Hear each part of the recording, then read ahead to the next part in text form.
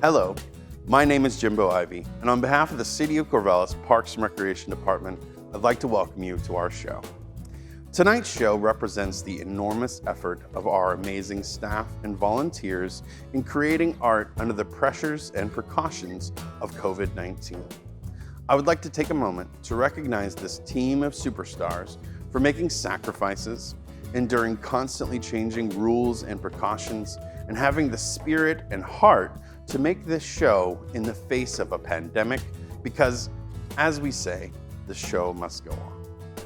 But they need your help in order to do it. In order for the Majestic to keep arts and culture alive in our community, we need you. We need you to buy tickets to our shows, which you have already done or you wouldn't be with us right now. We need you to keep buying them. We have a variety of shows planned for every month, but without your support, we won't be able to make them. We need you to share with your friends and family how much you enjoy these shows and encourage them to catch the next weekend's performance and the one after that. And for those of you that are able, please consider donating to the Majestic. We have struggled before at the Majestic, as all arts venues do, but now is the time, my friends. Now is when we need you the most. And we'll make it. Why? Because we, all of us together, are Majestic. Thank you for your support of the Majestic Theater, and we hope you enjoy the show.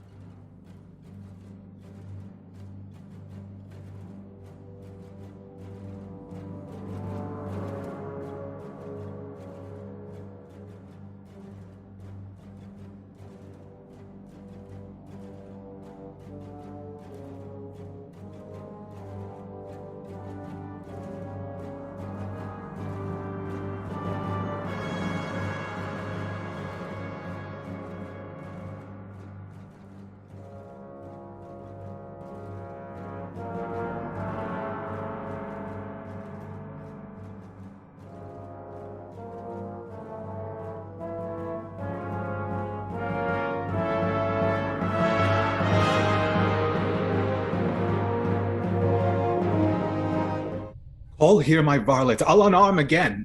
Why should I war without the walls of Troy that find such cruel battle here within? Each Trojan that is master of his heart, let him to field. Troilus, alas, hath none. Will this gear never be mended? The Greeks are strong and skillful to their strength, fierce to their skill, and to their fierceness valiant. But I am weaker than a woman's tear, tamer than sleep, fonder than ignorance, less valiant than the virgin in the night, and skillless as an unpracticed infancy. Well, I've told you enough of this. For my part, listen, I will not meddle in it, nor make no farther. He that will have a cake out of the wheat must tarry the grinding. Have I not tarried? Well, I the grinding, but you must tarry the bolting. Have I not tarried? The bolting, but you must tarry the leavening. Still have I tarried. Aye, to the leavening, but here's yet in the word hereafter with the kneading and the making of the cake and the heating of the oven and of the baking. And now you must not forget the cooling too, otherwise you get a chance to burn your lips. Patience herself, what goddess ere she be, doth lesser blench at sufferance than I do. At Priam's royal table do I sit, and when fair Cressida comes into my thoughts, oh traitor, when she comes, when is she thence? Well, she looked yesternight fairer than e'er I saw her look, or any woman else. I was about to tell thee, when my heart, as wedged with a sigh, would rive in twain, lest Hector or my father should perceive me, I have, as when the sun doth light a scorn, buried this sigh in wrinkle of a smile. But sorrow that is couched in seeming gladness is like that mirth fate turned to sudden sadness. And her hair were not someone darker than go to. There's no comparison between the women. But for my part, she's my kinswoman. I would not, as they term it, praise her But I would that somebody had heard her talk yesterday, as I did. I will not dispraise your sister Cassandra's wit, but... Oh, Pandarus, I tell thee, Pandarus, when I do tell thee my hopes lie drowned, reply not in how many fathoms deep they lie undretched. I tell thee I am mad in Cressida's love. Thou answerest she is fair, pourest in the open ulcer of my heart her eyes, her hair, her cheek, her gait, her voice. Handiest in thy discourse, oh, that her hand, whose soft seizure insignant down is harsh, and spirit of sense hard as the palm of plowmen. This thou tell'st me, as true thou tell'st me, when I say I love her. But saying thus, instead of oil and balm, thou layest in every gash that love hath given me the knife that made it. I speak no more than truth. Thou dost not speak so much. Hey, I'll not meddle in it. Let her be as she is. If she be fair, 'tis the better for her. If she be not, she hath the mends in her own hands. Good Pandarus, how now, Pandarus? I've had my labor for my travail. Ill thought on of her, ill thought on of you, gone between and between, and little thanks for my labor. What, art thou angry, Pandarus? What, with me? Well, because she's kin to me. Therefore, she's not so fair as Helen. She will not kin to me. She'll be fair on Friday as Helen is on Sunday. What care I? It's all one to me. Say I she is not fair. I don't care whether you do or no. She's a fool to stay behind with her father led her to the Greeks. And so I'll tell her the next time I see her. For my part, I will not meddle nor make no more in this matter. Pandarus. Not I. Sweet Pandarus. Pray you speak no more to me, and there is an end. Peace, you ungracious clamors. Peace, rude sounds, fools on both sides. Helen must needs be fair when with your blood you daily paint her thus. I cannot fight upon this argument. It is too starved a subject for my sword. But Pandarus, oh gods, how do you plague me? I cannot come to Cressida but by Pandar, and he's as that she to be wooed to woo as she is stubborn chaste against all suit. Tell me, Apollo, for thy Daphne's love, what Cressida is, what Pandar, and what we. Her bed is India, there she lies a pearl. Between our Ilium and where she resides, let it be called the wild and wandering flood, ourself the merchant, and this sailing Pandar, our doubtful hope, our convoy, and our bark. Good morrow, Uncle Pandarus. Good morrow, cousin Cressida. How do you, cousin? When were you at Ilium? This morning, Uncle. Was Hector armed and gone ere you came to Ilium? Helen was not up, was she? Hector was gone, but Helen was not up. Even so, Hector was stirring early. That were we talking of, and of his anger. True. And he was. I know the cause, too. Noise goes like this. There's among the Greeks a lord of Trojan blood that's the nephew to Hector, and they call him Ajax.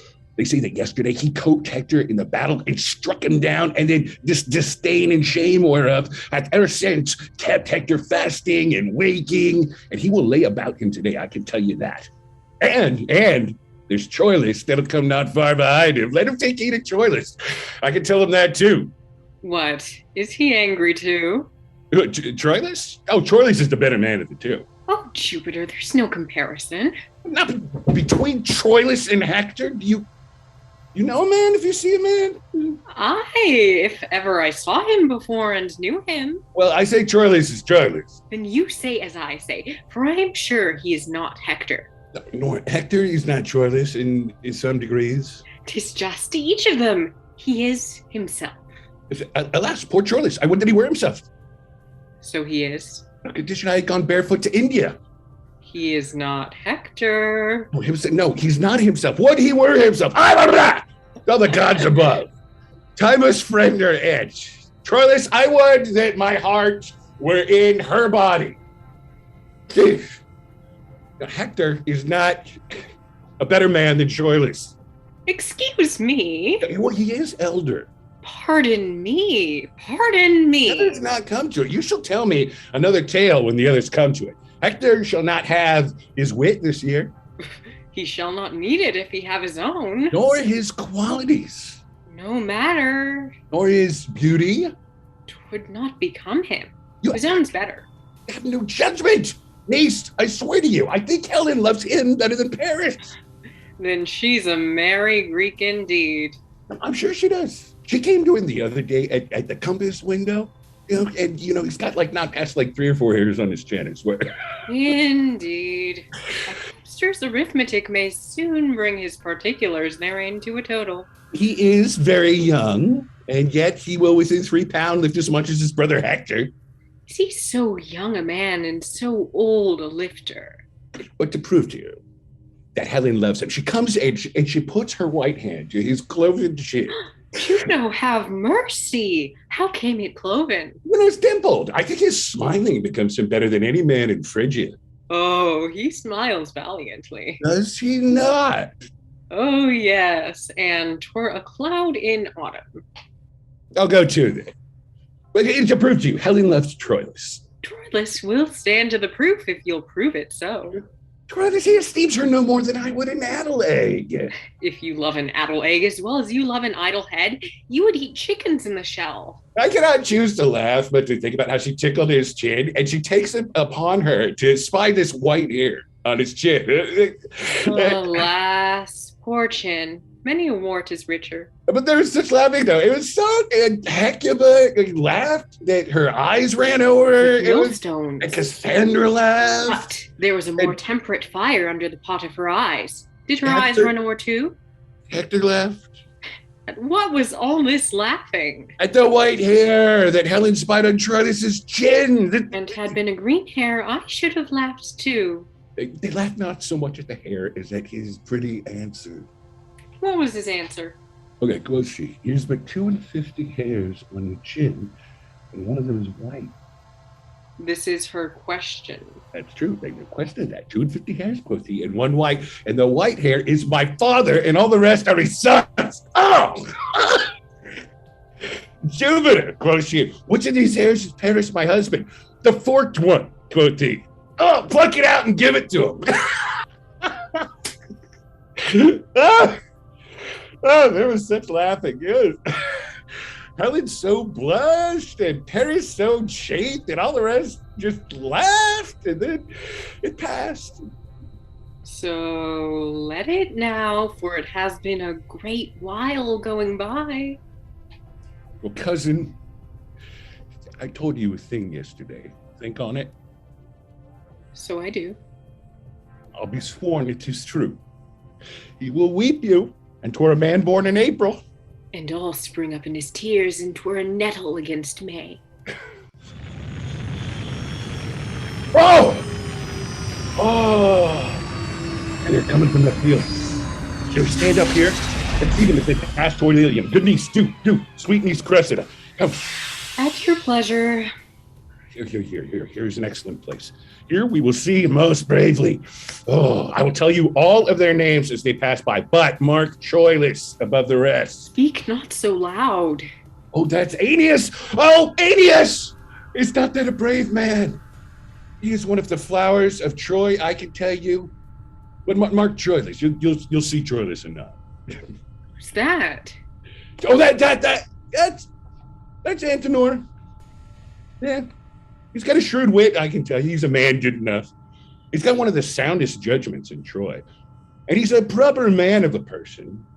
But when comes Troilus, I'll show you Troilus and nod. If he see me, you'll see him nod at me. Will he give you the nod? Or you'll see. If you do, the rich shall have more.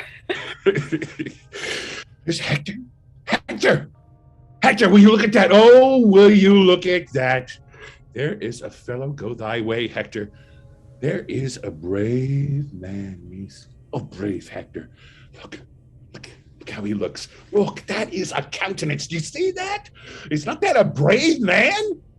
Oh, a brave man. Is that not? That does a man's heart good.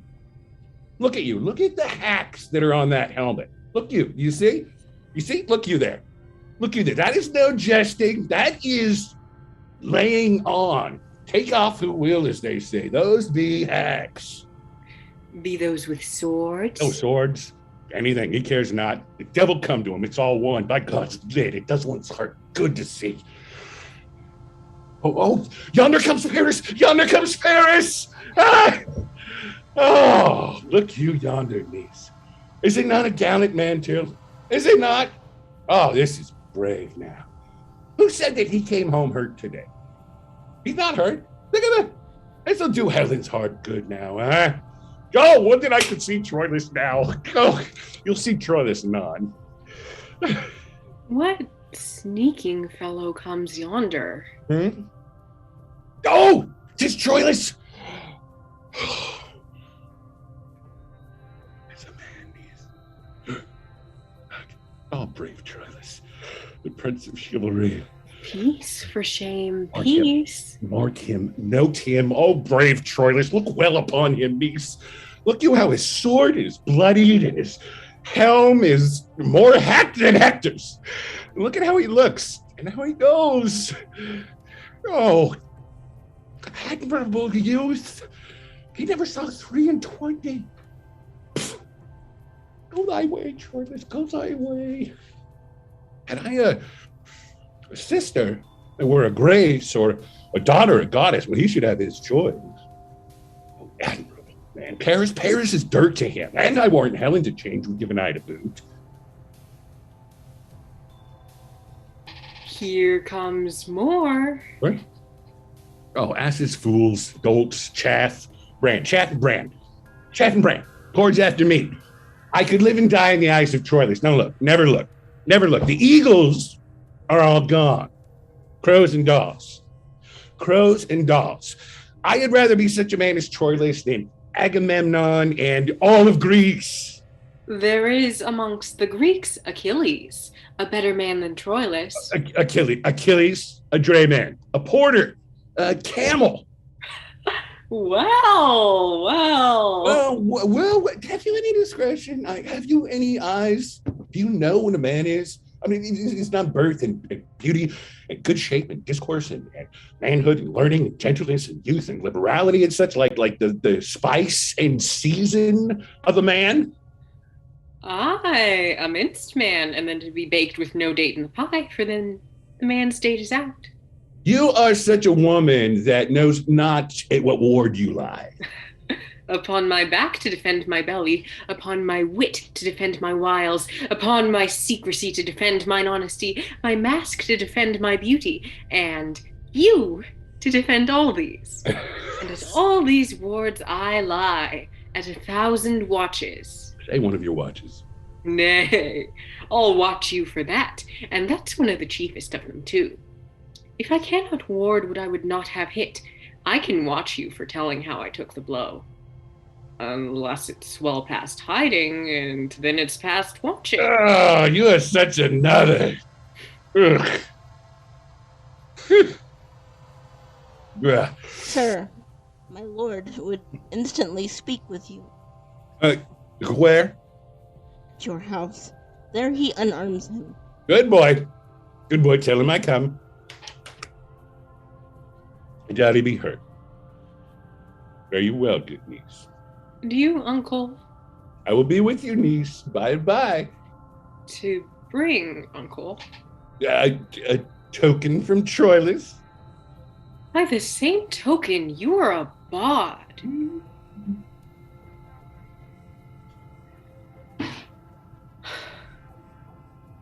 Words, vows, gifts, tears, and love's full sacrifice he offers in another's enterprise. But more in Troilus 1,000-fold I see, and in the glass of Pandarus praise may be. Yet hold I off. Women are angels wooing, things won are done, joy's soul lies in the doing. That she beloved knows not that knows not this. Men prize the thing ungained more than it is. That she was never yet that ever knew love got so sweet as when desire did sue. Therefore this maxim out of love I teach. Achievement is command, ungained beseech. Then, though my heart's content firm love doth bear, nothing of that shall from mine eyes appear.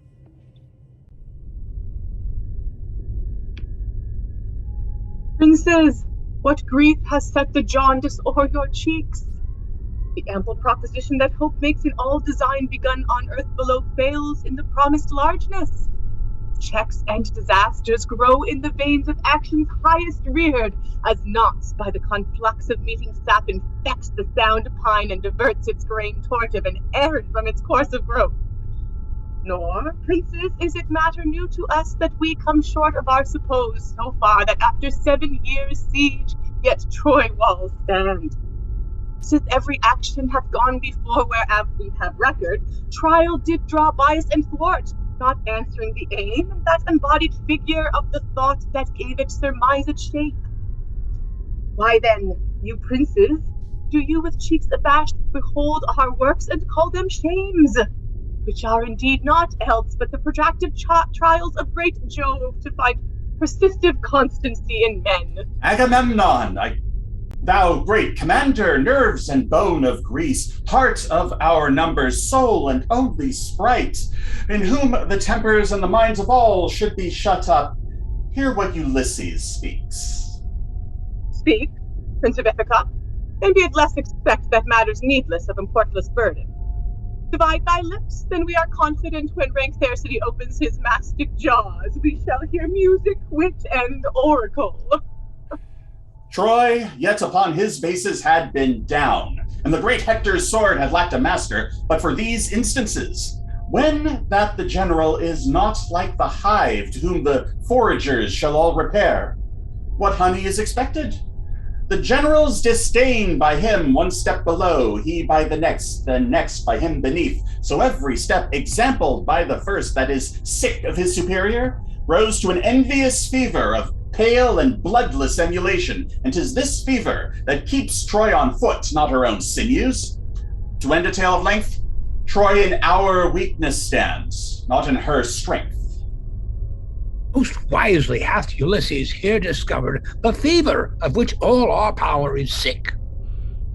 The nature of the sickness found, Ulysses. What is the remedy?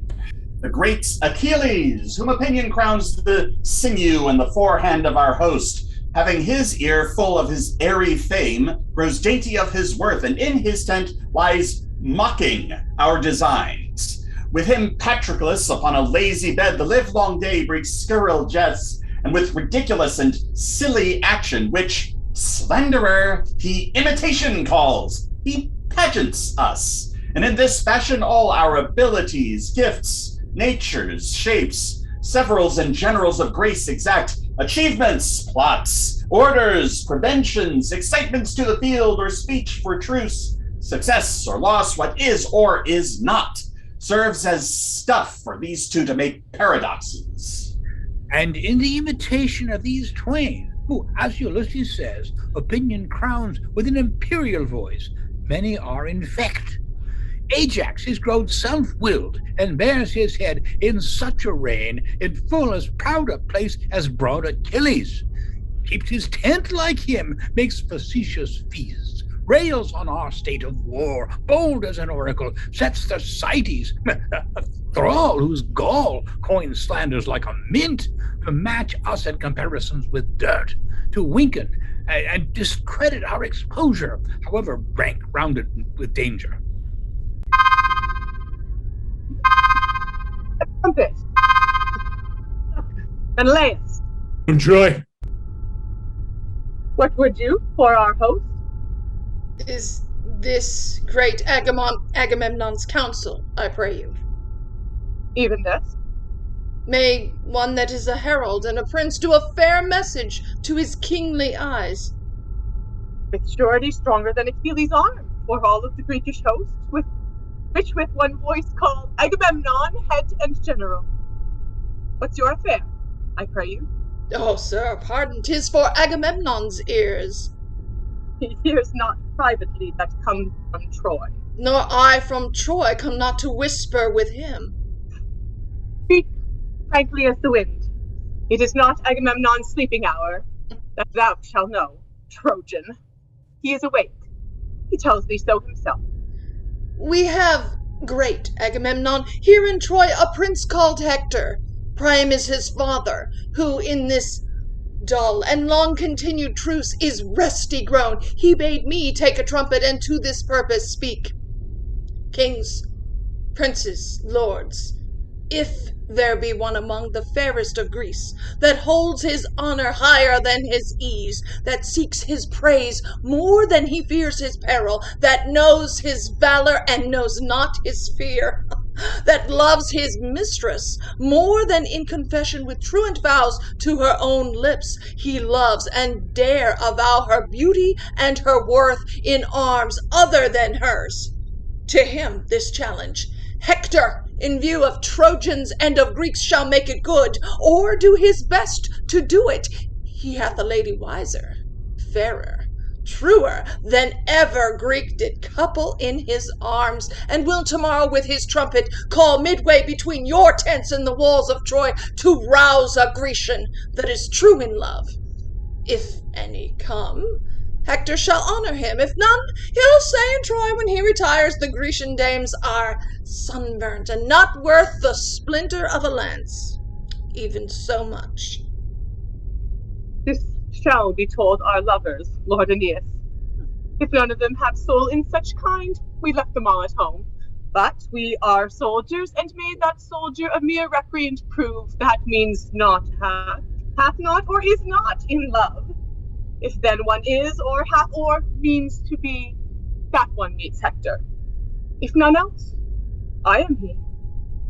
Achilles shall have word of this intent, so each lord in Greece from tent to tent.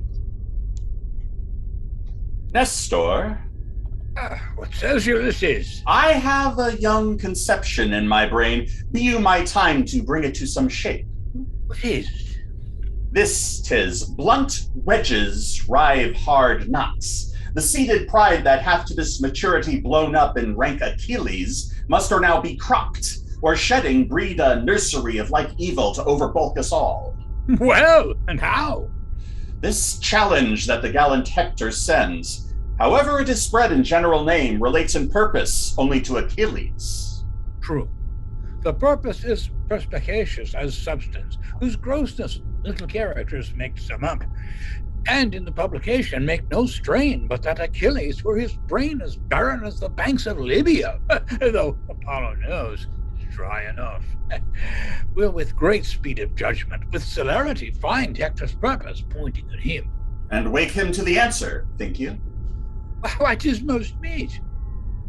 Who may you else suppose that can from Hector bring his honor off, if not Achilles?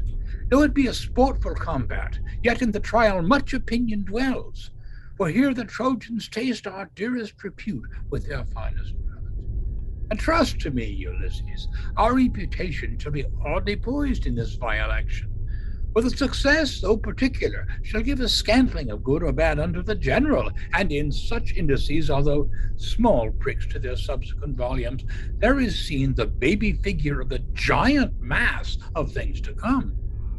It is supposed that he meets Hector issues from our choice, and choice, being the mutual act of all our souls, merits election, and doth boil from forth all of us a man distilled out of our virtues, who, miscarrying what heart receives from hence a conquering part to steal a strong opinion to themselves. Give pardon to my speech. Therefore 'tis meet Achilles meet not Hector. Let us, like merchants, first show foul wares, and think perchance they'll sell. If not, the luster of the better shall exceed by showing the worse first. Do not consent that ever Hector and Achilles meet, for both our honor and our shame in this are dogged with two strange followers. I see them not with my old eyes. What are they? Well, what glory our Achilles shares from Hector, were he not proud, we all should share with him. But he already is too insolent, and it were better parch in blazing sun than in the pride and salt scorn of his eyes should he scape Hector fair. If he were foiled, why then we do our main opinion crush in taint of our best man. Oh, make a lottery, and by device, let blockish Ajax draw the sort to fight with Hector.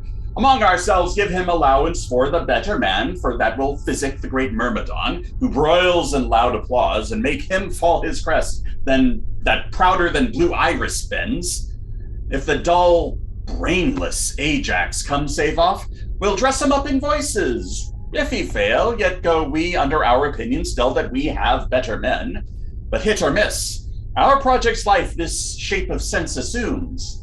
Ajax employed plucks down Achilles' plumes. Now, Ulysses, I begin to relish thy advice, and will give a taste thereof to Agamemnon. Go we to him straight.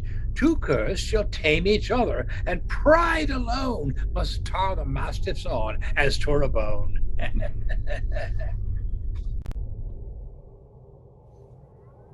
Thersites? Agamemnon, how if he had boils? Full all over, generally. Thersites! Oh, and those boils did run. Say so. Did not the general run then? Were not that a botchy core? Dog?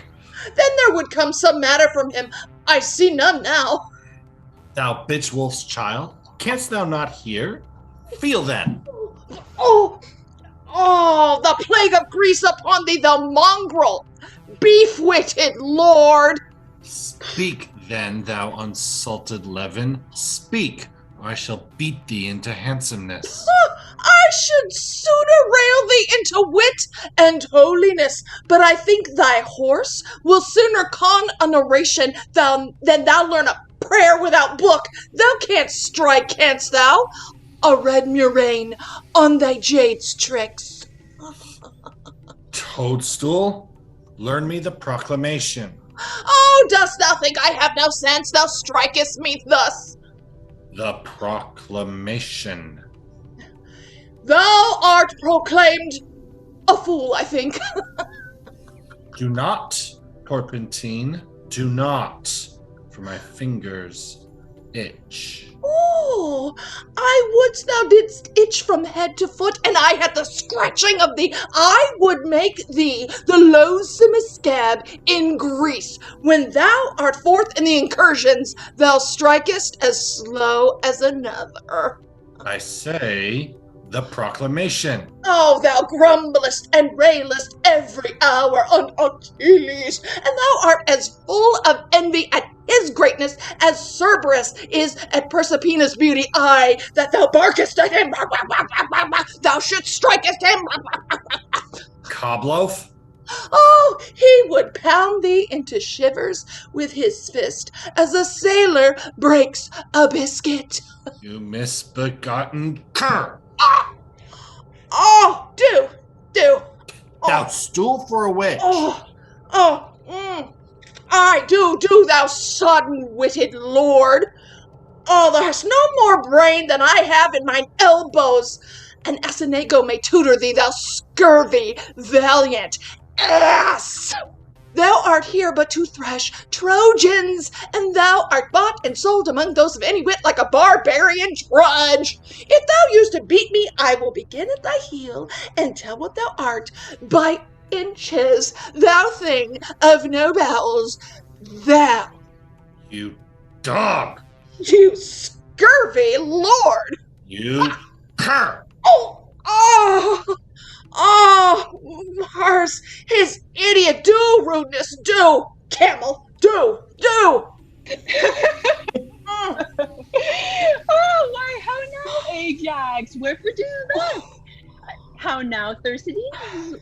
What's the matter, sirrah? You see him there, do you? Aye? What's the matter?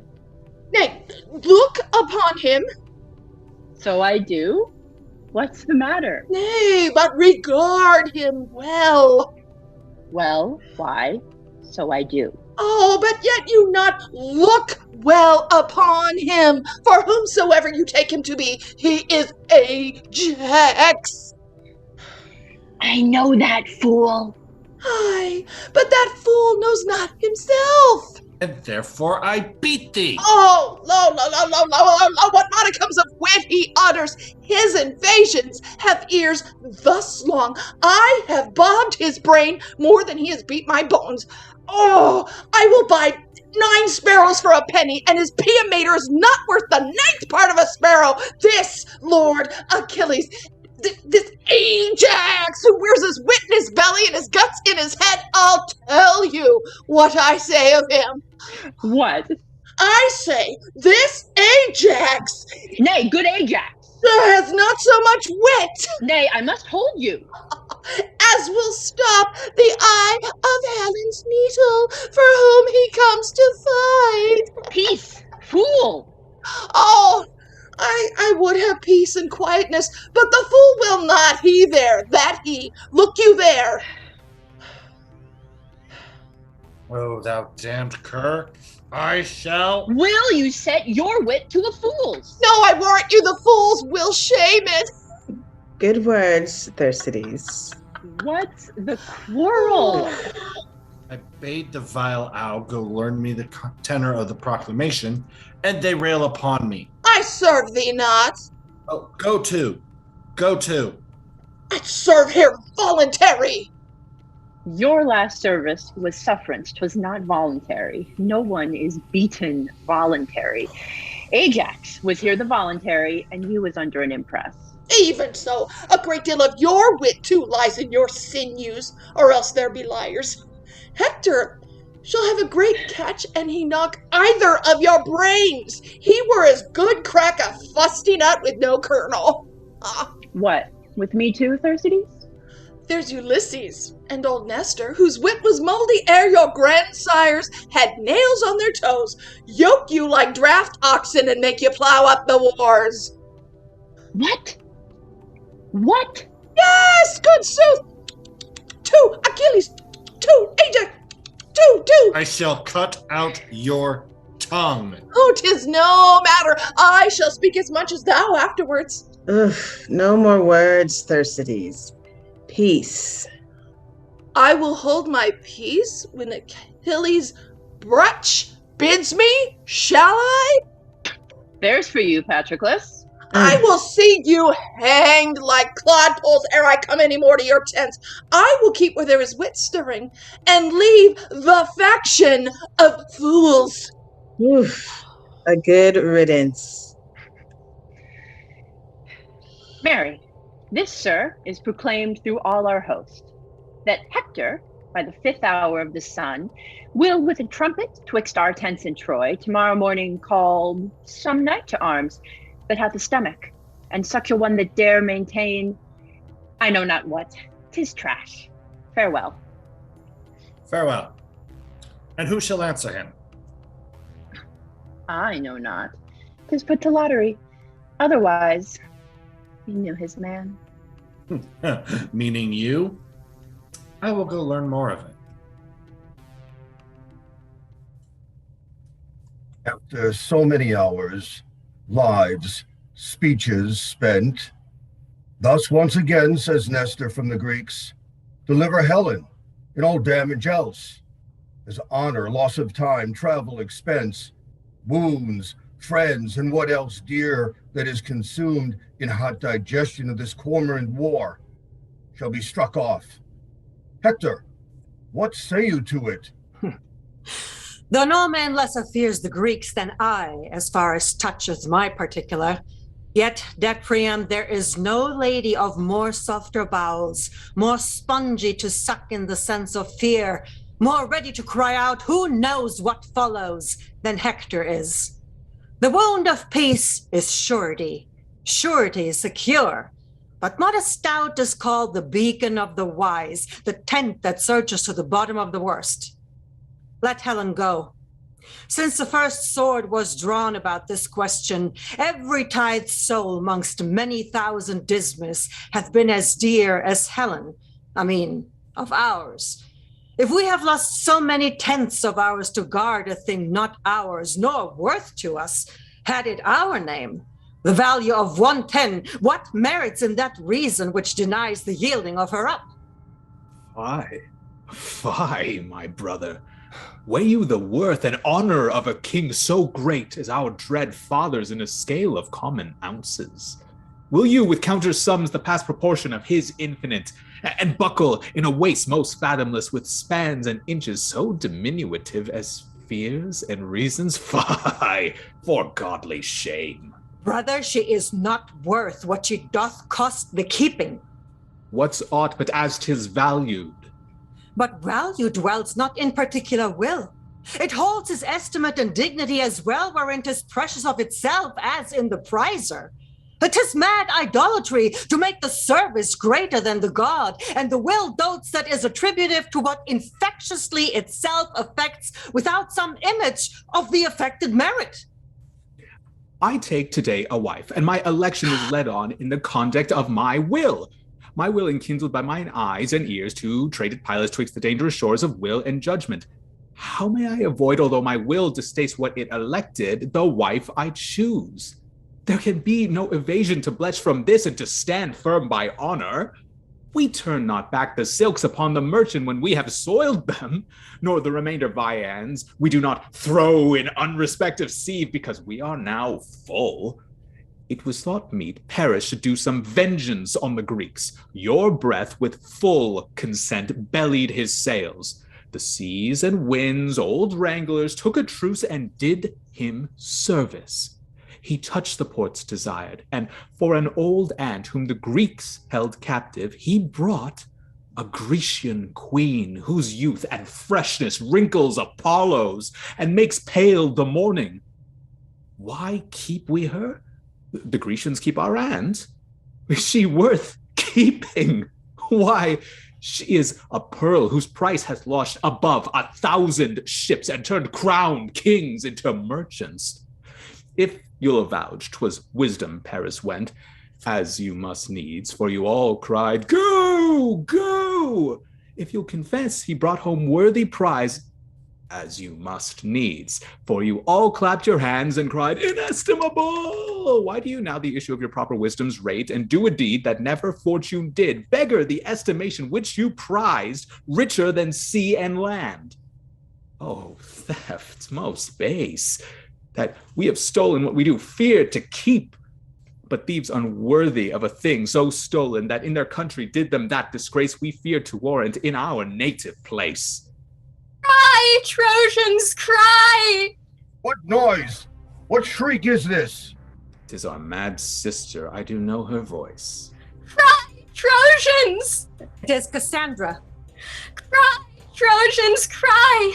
Lend me 10,000 eyes and I will fill them with prophetic tears. Peace, sister, peace. Virgins and boys, mid-aged and wrinkled elders, soft infancy, let nothing canst but cry add to my clamors. Let us pay betimes a moiety of that mass of moan to come. Cry, Trojans, cry, practice your eyes with tears. Troy must not be, nor goodly Ilium stand. Our firebrand brother Paris burns us all. Cry, Trojans, cry, a Helen and a woe. Cry, cry, Troy burns, or else let Helen go. Now, youthful Troilus, do not these high strains of divination in our sister work some touches of remorse? Or is your blood so madly hot that no discourse of reason, nor fear of bad success in a bad cause can qualify the same? Why, brother Hector, we may not think the justness of each act such, nor no other than event thought form it, nor once deject the courage of our minds because Cassandra's mad. Her brainsick raptures cannot distaste the goodness of a quarrel which hath our several honors all engaged to make it gracious. For my private part, I am no more touched than all Priam's sons, and Jove forbid there should be done amongst us such things as might offend the weakest spleen to fight for and maintain. Troilus, you have said well, and on the cause and question now in hand have glozed, but superficially, not much unlike young men whom Aristotle thought unfit to hear moral philosophy. The reasons you allege do more conduce to the hot passion of distempered blood than to make up a free determination twixt right and wrong, for pleasure and revenge have ears more dead than adders to the voice of any true decision. Nature craves all dues be rendered to their owners. Now, what nearer death than all humanity than wife is to the husband?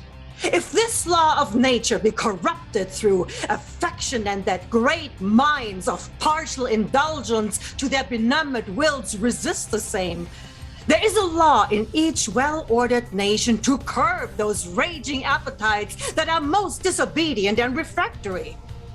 If Helen, then, be wife to Sparta's king, as it is known she is, these moral laws of nature and of nations speak aloud to have her back returned. Thus to persist in doing wrong extenuates not wrong, but makes it much more heavy. Hector's opinion in this way of truth.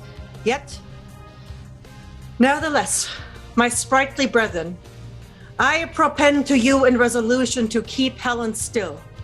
For 'tis a cause that hath no mean dependence upon our joint and several dignities. Why, there you touch the life of our design. Were it not glory that we more affected than the performance of our heaving spleens, I would not wish a drop of Trojan blood spent more in her defense, but worthy Hector. She is a theme of honor and renown, a spur to valiant and magnanimous deeds, whose present courage may beat down our foes and fame in time to come canonize us. For I presume brave Hector would not lose so rich advantage of a promised glory as smiles upon the forehead of this action for the wide world's revenue. I am yours, you valiant offspring of great Priamus. I have a roisting challenge sent amongst the dull and factious nobles of the Greeks, will strike amazement to their drowsy spirits. I was advertised their great general slept, while emulation in the army crept. This, I presume, will wake him.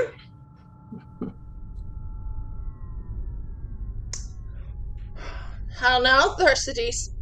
What, lost in the labyrinth of thy fury? Shall the elephant Ajax carry it thus? He beats me, and I rail at him. Oh, worthy satisfaction! Would that it were otherwise! Oh, that I could beat him whilst he railed at me! So would I'll learn to conjure and raise devils, but I'll see some issue of my spiteful execrations.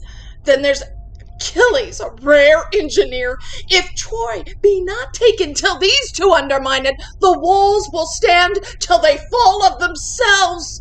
Oh, thou great thunder darter of Olympus, forget that thou art Jove, the king of the gods, and Mercury. Lose all the serpentine craft of thy caduceus if you take not that little less than little wit from them that they have, which short-armed ignorance itself knows is so abundant scarce, it would not in circumvention deliver a fly from a spider web without drawing their massy irons and cutting the web. After this, the vengeance on the whole camp, or rather the Neapolitan bone ache, for that methinks is the curse depending on those that war for a placket. Oh, I have said my prayers, and devil envy say, Amen. What ho, my lord Achilles? Who's there? Thersites. Good Thersites. Come in and rail. Oh, if I could have remembered a gilt counterfeit, thou couldst not have slipped out of my contemplation. Oh, but it is no matter, thyself upon thyself. The common curse of mankind, folly and ignorance, be thine in great revenue. Heaven bless thee, from a tutor, and discipline come not near thee. Let thy blood be thy direction till thy death. Then if she that lays thee out says thou art a fair corse, I'll be sworn, and sworn upon it she never shrouded any but Lazarus. Amen. Where's Achilles? What? Art thou devout? Wast thou in prayer? Aye, the heavens hear me. Amen. Who's there? Thersites, my lord. Where? Oh, where? Art thou come? Why, my cheese, my digestion! Why hast thou not served thyself into my table so many meals? Come, what's Agamemnon? Thy commander, Achilles. Then tell me, Patroclus, what's Achilles? Thy lord, Thersites. Then tell me, I pray thee, what's Thersites? Oh, thy knower, Patroclus. Then tell me, Patroclus, what art thou? Thou must tell that knowest. Oh, tell. I'll decline the whole question. Agamemnon commands Achilles. Achilles is my lord. I am Patroclus's knower. And Patroclus is a fool. You rascal. Oh, peace, fool, I have not done. They are a privileged one. Proceed, Thersites. Agamemnon is a fool. Achilles is a fool. Thersites is a fool. And as aforesaid, Patroclus is a fool. Derive this. Come. Agamemnon is a fool to offer command Achilles. Achilles is a fool to be commanded of Agamemnon. Thersites is a fool to serve such a fool, and this Patroclus is a fool, positive. Why am I a fool? Oh, make that demand of the Creator. It suffices me. Thou art. Look you, here comes here. Patroclus, I'll speak with nobody. Come in with me, Thersites. Where is Achilles? Within his tent, but ill-disposed, my lord. Let it be known to him that we are here. He sent our messengers, and we lay by our appertainments visiting of him. Let him be told so, lest perchance he thinks we dare not move the question of our place, or know not what we are. I shall say so to him. We saw him at the opening of his tent. He is not sick. Yes, lion sick, and sick of proud heart. You may call it melancholy if you will favor the man, but by my head 'tis pride. But why? Why? Let him show us a cause. Achilles bids me say he is much sorry, if anything more than your sport and pleasure to move your greatness, this noble state to call upon him. He hopes it is no other, but for your health and your digestion's sake, and after dinner's breath. Hear you, Patroclus. We are too well acquainted with these answers, but his evasion, winged thus swift with scorn, cannot outfly our apprehensions. Much attribute he hath, and much the reason why we ascribe it to him. Yet all his virtues, not virtuously on his own part beheld, do in our eyes begin to lose their gloss. Yea, and, like fair fruit in an unwholesome dish, are like to rot untasted. Go tell him we come to speak with him, and you shall not sin if you say we think him overproud and under-honest, in self-assumption greater than in the note of judgment. And worthier than himself, here tend the strange savage strangeness he puts on. Disguise the holy strength of their command, and underwrite in an observing kind his humorous predominance. Yea, watch his course and time his ebbs and flows, as if the passage and whole carriage of this action rose on his tide. Go tell him this, and add, that if he overhold his price so much, we'll none of him. But let him, like an engine not portable, lie under this report. Bring action hither, this cannot go to war. A snoring dwarf we do allowance give before a sleeping giant. Tell him so. I shall, and bring his answer presently. In second voice we'll not be satisfied. We'll come speak with him. Ulysses, you enter. What, is he more than another? No more than what he thinks he is. Is he so much? Do you not think he thinks himself a better man than I am? No question. And will you subscribe his thoughts and say he is? No, noble Ajax. Oh, you are as strong, as valiant, as wise, no less noble, much more gentle, and altogether more tractable. I do hate a proud man as I hate the engendering of toads. And yet he loves himself. Is it not strange? Achilles will not to the field tomorrow. What's his excuse? Oh, he doth rely on none, but carries on the stream of his dispose without observance or respect of any, in will peculiar and in self-admission. Why will he not, upon our fair request, untent his person and share the air with us? Oh, things small as nothing. For request's sake only he makes important. Possessed he is with greatness, and speaks not to himself, but with a pride that quarrels at self-breath. Let Ajax go to him. Dear Lord, go you and greet him in his tent.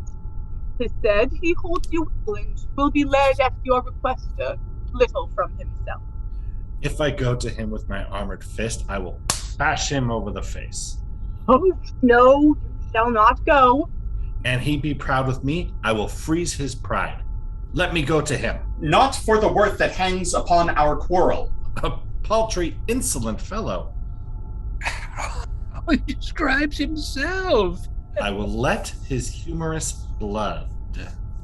Will be the physician that should be the patient. And if all men were of my mind, wit would be out of fashion. He should not bear it so. He should eat swords first. Shall pride carry it? And you'd carry half. You would have 10 shares. And I shall knead him and make him supple. And he's not yet warm, though. Force him with praises. Pour in. His ambition is dry. Thank the heavens, Lord, thou art of sweet composure. Praise him that gat thee, she that gave thee suck. Famed be thy tutor, and thy parts of nature thrice famed beyond thy erudition. But he that disciplined thine arms to fight, let Mars divine eternity in twain, and give him half. And for thy vigor, bull-bearing Milo his addition yield to sinewy Ajax. I will not praise thy wisdom, which like a bourne, a pale ashore, confines thy spacious and dilated parts. Go we to council. Let Achilles sleep. Lifeboats sail swift, though greater hope broad.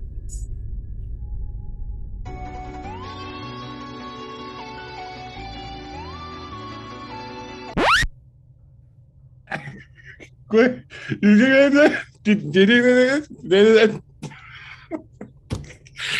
be to you, my lord, and to all this fair company.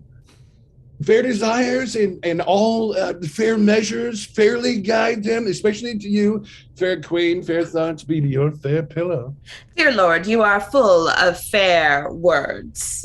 You speak your fair pleasure, sweet queen. Fair prince, here's good broken music. You have broke it, cousin, and by my life you shall make it whole again. You shall piece it out with a piece of your performance. He is full of harmony. Oh, truly, lady, no. Oh, sir. Rude, sooth, and good sooth, very rude. I have business to my lord, dear queen. My lord, will you vouchsafe me a word? Renee, this shall not hedge us out. We'll hear you sing, certainly. Sweet queen, you're very pleasant with me. But Mary, my lord, my dear lord and most esteemed friend, your brother Troilus. My lord Pandarus, honey, sweet lord. Go to, sweet queen, go to. Commends himself most affectionately to you, lord. You shall not rob us out of our melody. If you do, our melancholy upon your head. Sweet queen. Is the sweet queen in fig? Who's the sweetest queen? Is it the sweetest queen? And Yes, to make a sweet lady sad is a sour offense. Oh, well, that shall not serve your turn. That shall not, no. Well, I care not for such words, no. Anyway, my lord, he desires that if the king call for him at supper time, you make his excuse for him. What exploits in hand? Where sups he tonight? Nay, but my lord. What says my sweet queen? My cousin will fall out with you. You must not know where he sups. I'll lay my life with my disposer, Cressida. No such matter. You're wide. Come, your disposer's sick. Well, I'll make his excuse. Aye, good my lord. But why should he say Cressida? Your poor disposer's sick. I spy. You spy? What do you spy? What? You know what? Come on, give me an instrument. Give me an instrument. Come on. Now, sweet queen. Why, this is kindly done. My niece is horribly in love with the thing that you have, sweet queen. Well, she shall have it, my lord, if it be not my Lord Paris. Oh, he? Yeah? No, she'll none of him. That's Stuart Twain. Falling in after falling out may make them three. I'll hear no more of this. Look, I'll sing you a song. Yeah. I prithee, now, by my troth, sweet lord, thou hast a fine forehead. Oh, well, you may. Let the song be love. This love will undo us all. Oh, Cupid, Cupid, Cupid. Love. That it is. It shall. In faith. Aye, good now. Love, nothing but love. I begin so. Love, nothing but love, still love. Still more, oh, love's bow shoots buck and doe. The shaft confounds, not that it wounds, but tickles still the star. These lovers cry, oh ho, they die. Yet that which seems to kill doth turn, oh ho, to ha. So dying love lives still, oh ho, a while. Oh ho groans out and ha ha hell. In love, Ife, to the very tip of the nose. He eats nothing but doves, love, and that breeds hot blood, and hot blood begets hot thoughts, and hot thoughts beget hot deeds, and hot deeds is love. Is this the generation of love? Hot blood and hot thoughts and hot deeds. These are vipers. Is love the generation of vipers? Sweet Lord, who's afield today? Hector, Deiphobus, Helenus, Antenor, all the gallantry of Troy. I would fain have armed today, but my Nell would not have it so. How chance my brother Troilus went not? He hangs at the lip at something. You know all, Lord Pandarus. No, honey, sweet queen. I long to hear how they spent today, but hey, you'll remember your brother's excuse. To a hair. Farewell, sweet queen. Commend me to your niece. I will, sweet queen.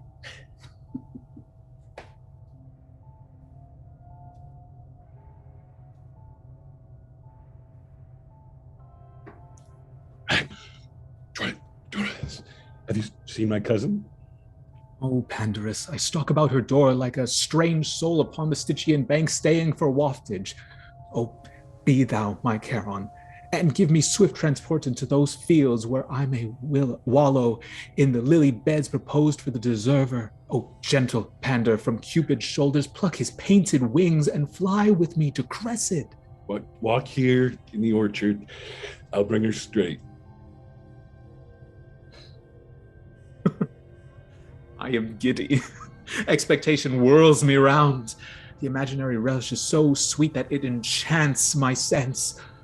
What will it be when that the watery palate taste indeed love's thrice repured nectar? Death, I fear me. Swooning destruction, no, or some joy too fine, too subtle, potent, tune too sharp in sweetness for the capacity of my ruder powers. I fear it much, and I do fear besides that I shall lose my distinction in my joys as doth a battle when they charge on heaps the enemy flying. Come. What need you blush?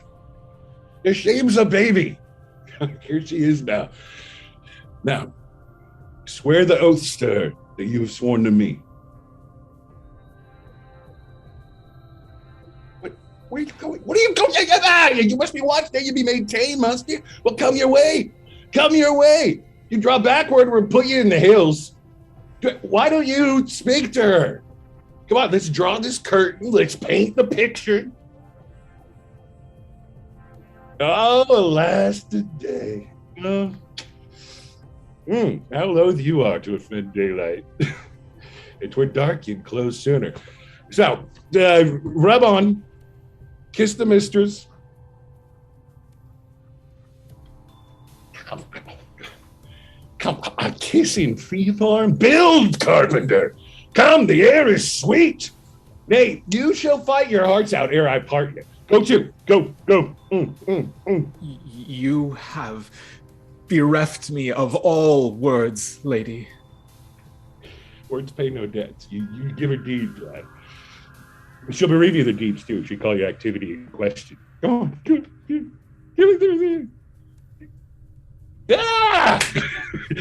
Billing again. Here in witness whereof the parties interchangeably. Come in. Come on. I'll go get you a fire. Will you walk in, my lord? Oh, Cressida, how often have I wished me thus? Wished, my lord? The gods grant. Oh, my lord. What should they grant? What makes this pretty abruption? What too curious drag aspises my sweet lady in the fountain of our love? More dregs than water if my fears have eyes. Fears make devils of cherubins, they never see truly.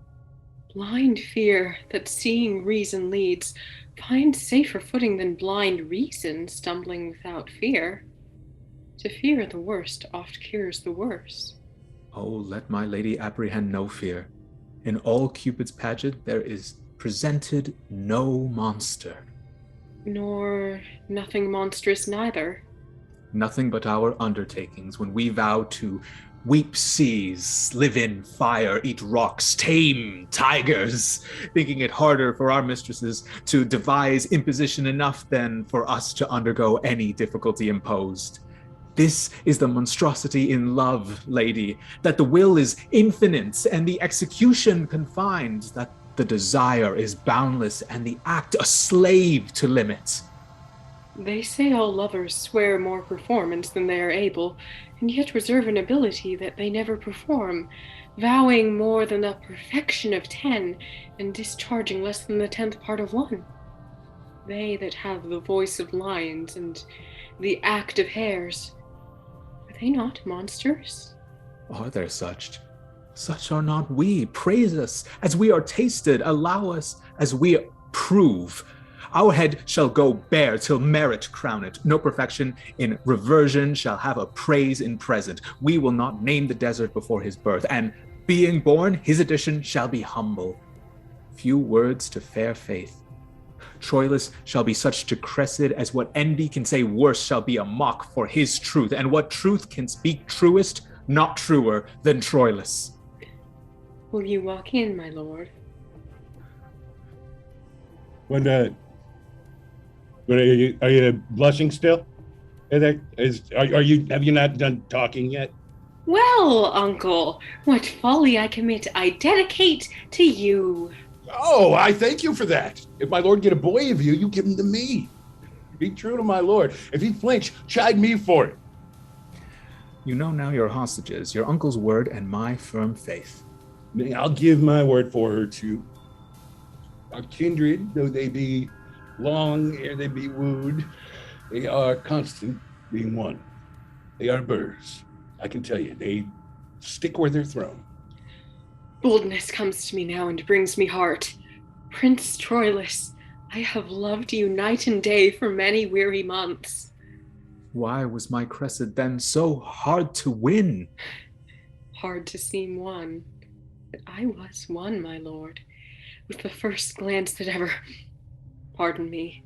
If I confess much, you will play the tyrant. I love you now, but till now not so much but I might master it. In faith I lie. My thoughts were like unbridled children grown too headstrong for their mother. See? We fools. Why have I blabbed?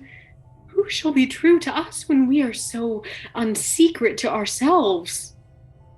But though I loved you well, I wooed you not, and yet, good faith, I wished myself a man, or that we women had men's privilege of speaking first. Sweet, bid me hold my tongue, for in this rapture I shall surely speak the thing I shall repent.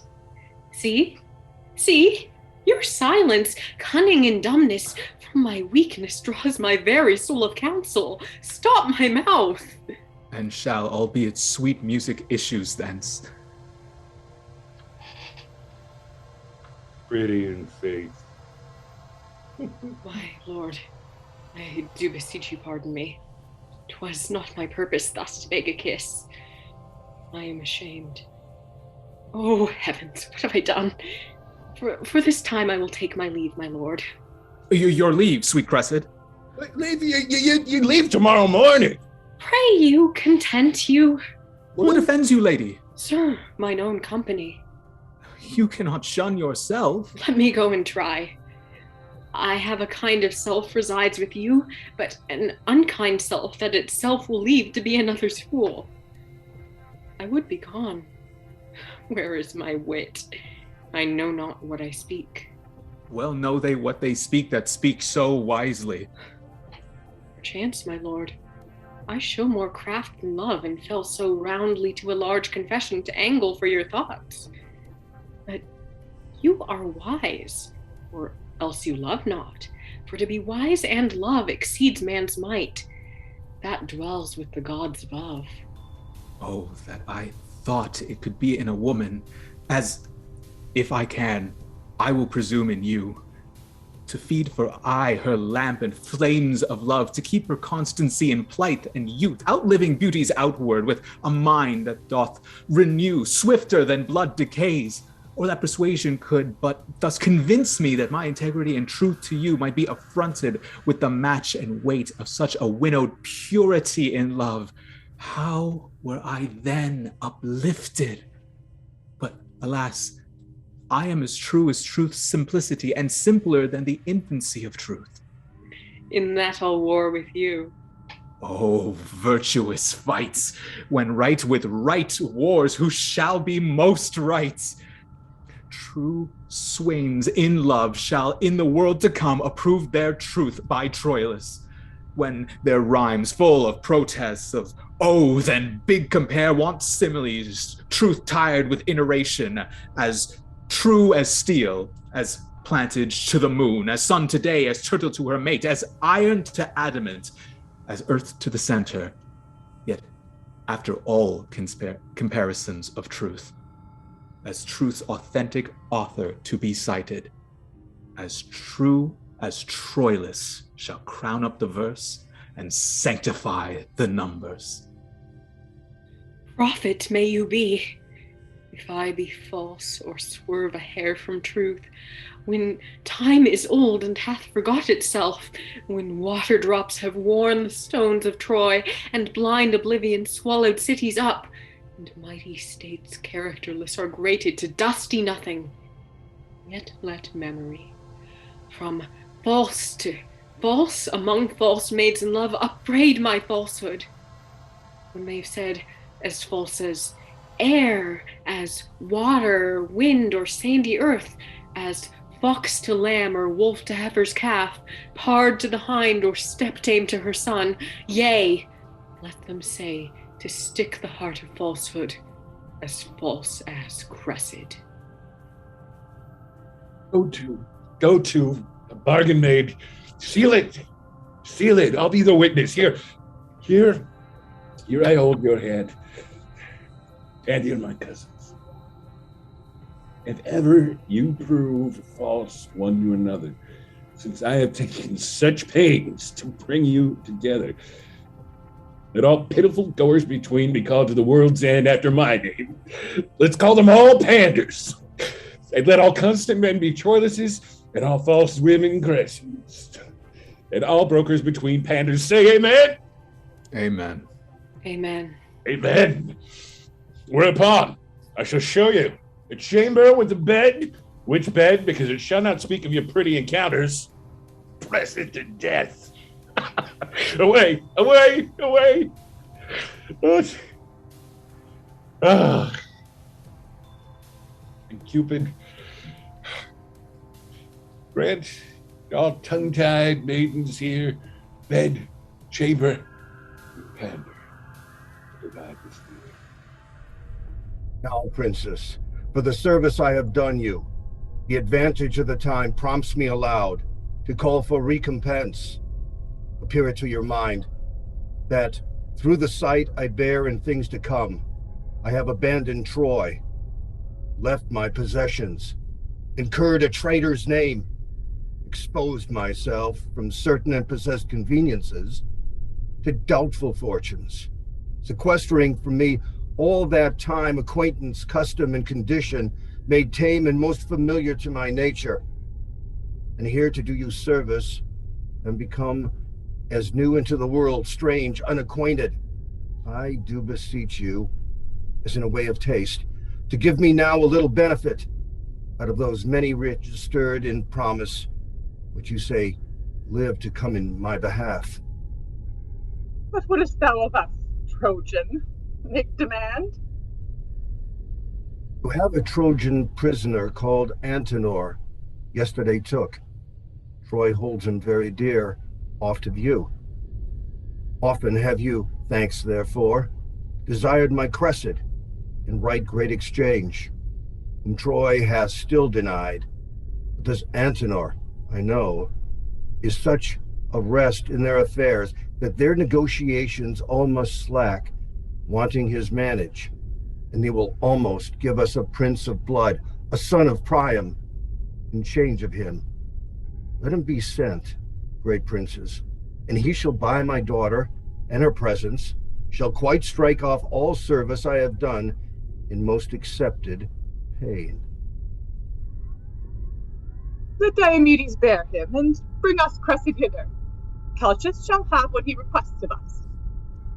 Good Diomed, furnish you fairly for this exchange. Withal, bring word if Hector will tomorrow be answered for his challenge. Ajax is ready. This shall I undertake, and 'tis a burden which I am proud to bear.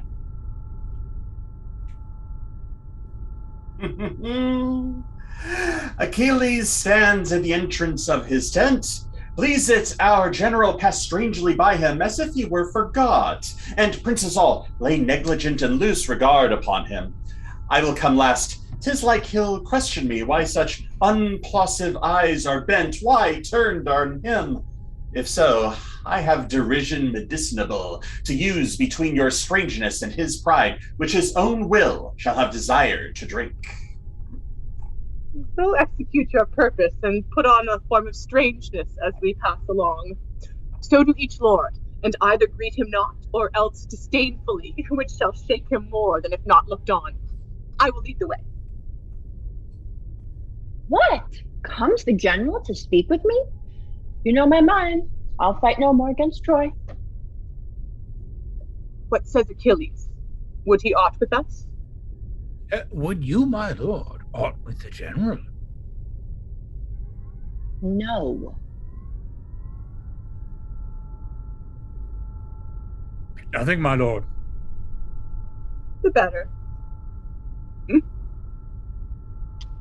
Good day. Good day. How do you? How do you? What?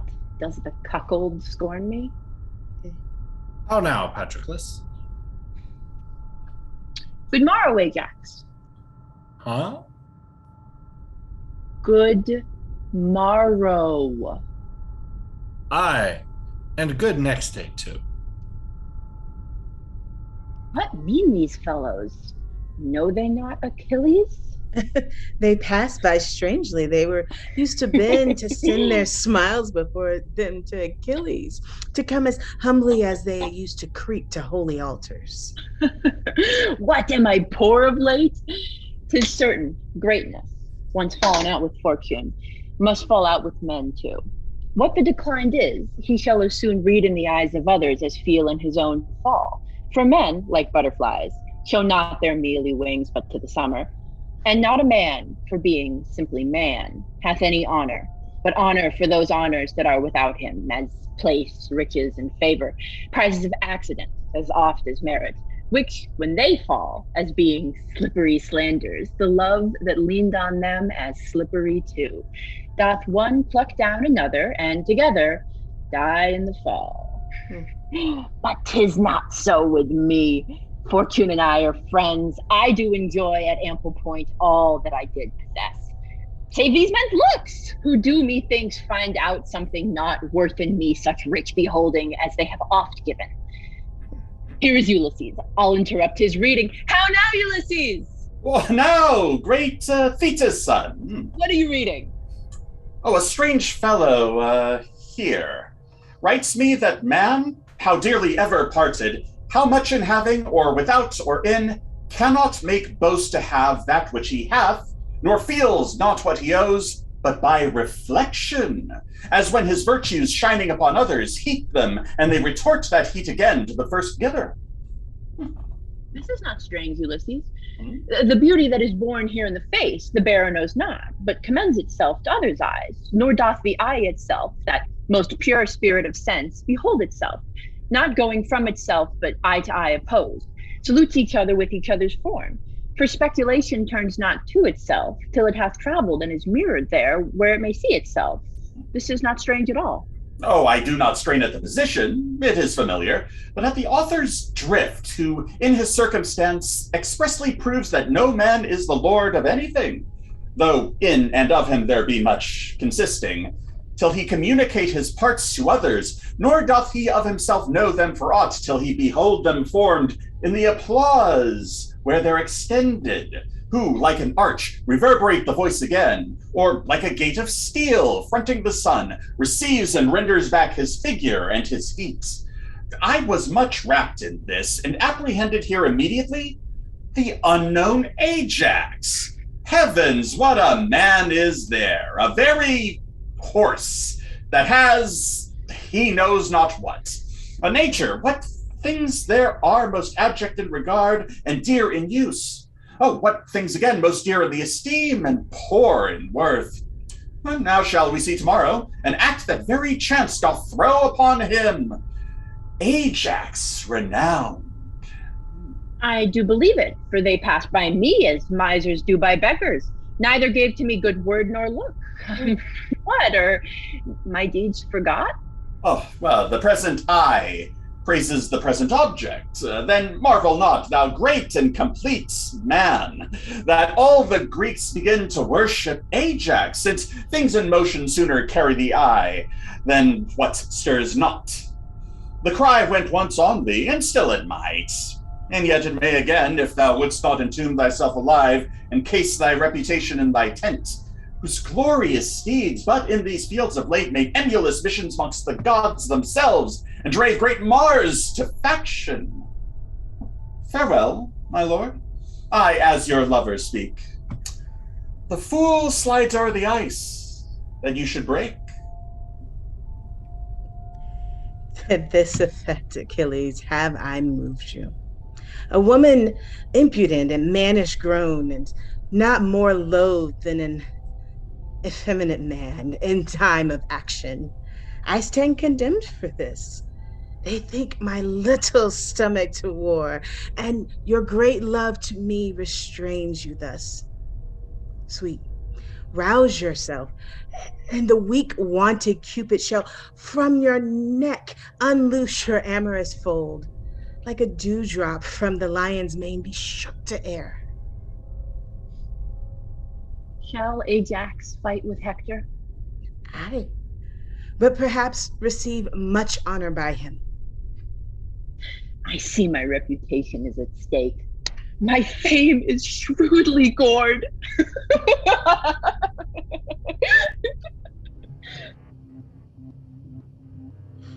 See ho, who is that there? Is the prince there in person? Had I so good occasion to lie long as you, Prince Paris, nothing but heavenly business should rob my bedmate of my company. That's my mind, too. Good morrow, Lord Aeneas. A valiant Greek, Aeneas, take his hand. witness of protection, the process of your speech, wherein you told how Diomed a whole week by days did haunt you in the field. Health to you, valiant sir, during all question of the gentle truce.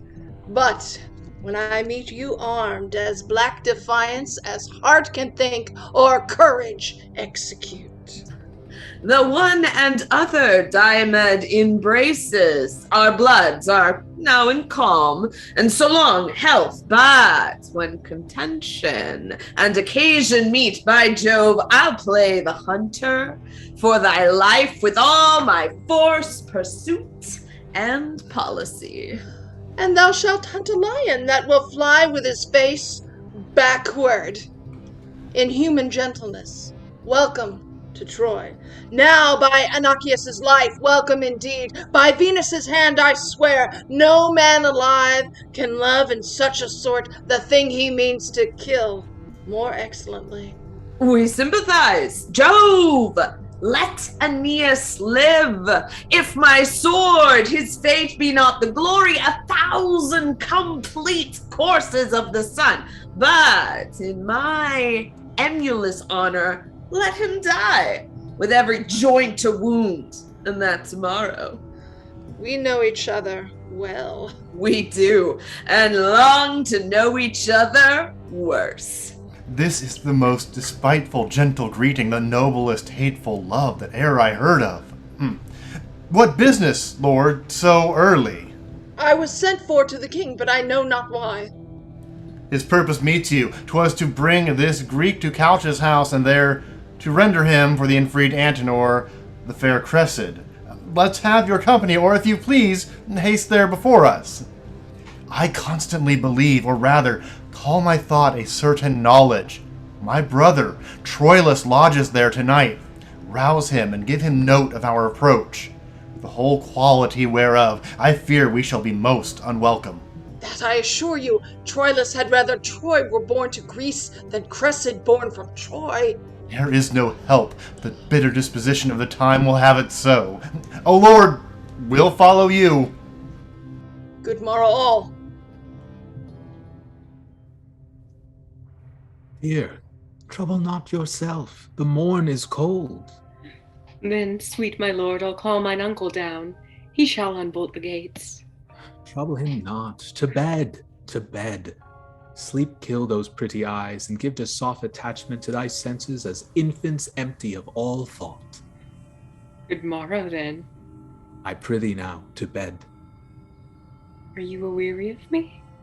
Oh, Cressida, but that the busy day waked by the lark hath roused the ribald crows, and dreaming nights will hide our joys no longer, I would not from thee.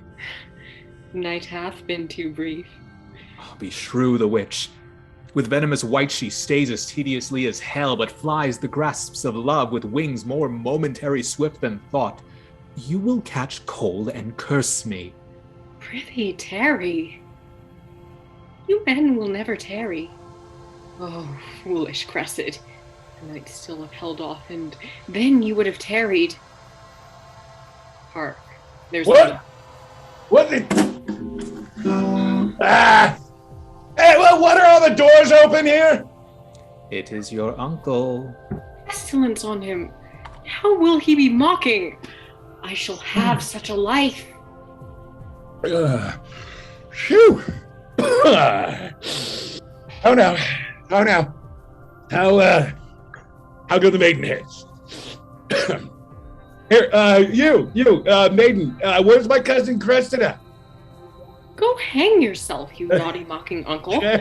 Bring me to do, and then you flout me too. To do?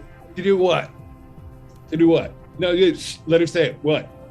What have I brought you to do? What? Come, beshrew your heart. You'll ne'er be good nor suffer others. Oh, for it. Oh, porca butcher. Has he not slept tonight? Would he not, that naughty man, let it sleep? Oh my God, bugbear take him. Did not I tell you? Would he were knocked in the head. Who's that at door? Good uncle, go and see. My lord, come you again into my chamber. You smile and mock me as if I meant naughtily. Connor, you are deceived. I think of no such thing. How earnestly they knock. Pray you, come in. I would not for half Troy have you seen here. Who's there? Who is there? What is the matter? Will you beat down the door? What? Oh, how now? Oh, hey, good morrow. Good morrow, Lord, good morrow. Is this my Lord Aeneas? Yes, by my troth, I knew you not. What news with you so early? Is not Prince Troilus here? Here? What should he be doing here? Come, he is here, my lord. Do not deny him. It doth import him much to speak with me. Is he here, say you? Really? No? Well, that's more than I know. I'll be sworn. For my own part, I came in late. What should he do here? Oh, nay, then, come, you'll do him wrong ere you are ware. You'll be so true to him to be false to him. Do not you know of him, but yet go fetch him hither. Go! How now? What's the matter? Oh, my lord, I scarce have leisure to salute you. My matter is so rash. There is at hand Paris, your brother, the Grecian Diomed, and our Antenor, delivered to us, and for him, forthwith, ere the first sacrifice within this hour, we must give up to Diomedes' hand the Lady Cressida. Is it so concluded? By Priam and the general state of Troy, they are at hand and ready to effect it. How my achievements mock me. I will go meet them. And my lord Aeneas, we met by chance. You did not find me here. Good, my lord. The secrets of nature have not more gift in taciturnity. God, is it possible? Is it possible? No sooner got but lost? Oh, the devil take Antenor! The young prince will go mad. A plague upon Antenor! And would he had broke his neck! Oh, now? What's the matter? Why sigh you so profoundly? Where's my lord? Gone? Tell me, sweet uncle, what's the matter? Pray thee get thee in. Wouldst thou had ne'er been born? I knew that would be its death. Poor gentleman. A plague on Antenor! Good uncle, I beseech you. On my knees, I beseech you. What's the matter? Thou must be gone, wench. Thou must be gone. Thou must be gone. Thou art changed for Antenor. Thou must fly to thy father and be gone from Troilus. It will be his death. It will be his bane. He cannot bear it. Oh, you immortal gods. I will not go. Thou must. I will not, uncle. I have forgot my father. I know no touch of consanguinity, no kin, no love, no blood, no soul so near me as the sweet Troilus. Oh, you gods divine, make Cressida's name the very soul of falsehood, if ever she leave Troilus. Time, force, and death, do to this body what extremes you can, but the strong base and building of my love is as the very center of the earth, drawing all things to it. I'll go in and weep. Do. Tear my bright hair, scratch my praised cheeks, crack my clear voice with sobs, and break my heart with sounding Troilus. I will not go from Troy. Be moderate, be moderate. Why tell you me of moderation? The grief is fine, full, perfect that I taste, and violent in a sense as strong as that which causeth it. How can I moderate it? If I could temporize with my affection, or brew it to a weak and colder palate, like allayment could I give my grief. My love admits no qualifying dross, no more my grief in such a precious loss. God, here he comes. Sweet ducks, Oh, Troilus, Troilus. What a pair of spectacles is here! Let me embrace too. Come. Oh, heart, as the goodly saying is. Oh, heart, heavy heart, why sighest thou with breaking? And then he answers again, because thou canst not ease thy smart by friendship nor by speaking, and there was never a truer rhyme. Let us cast away nothing. We may live to have need of such a verse. We see it. We see it! How now, lambs? How now? I said, I love thee in so strained a purity that the blessed gods, as angry with my fancy, more bright in zeal than the devotion which cold lips blow to their deities, take thee from me. The gods envy. Aye, it is too plain a case. And is it true that I must go from Troy? A hateful truth. What? And from Troilus too? From Troy and Troilus. Is it possible?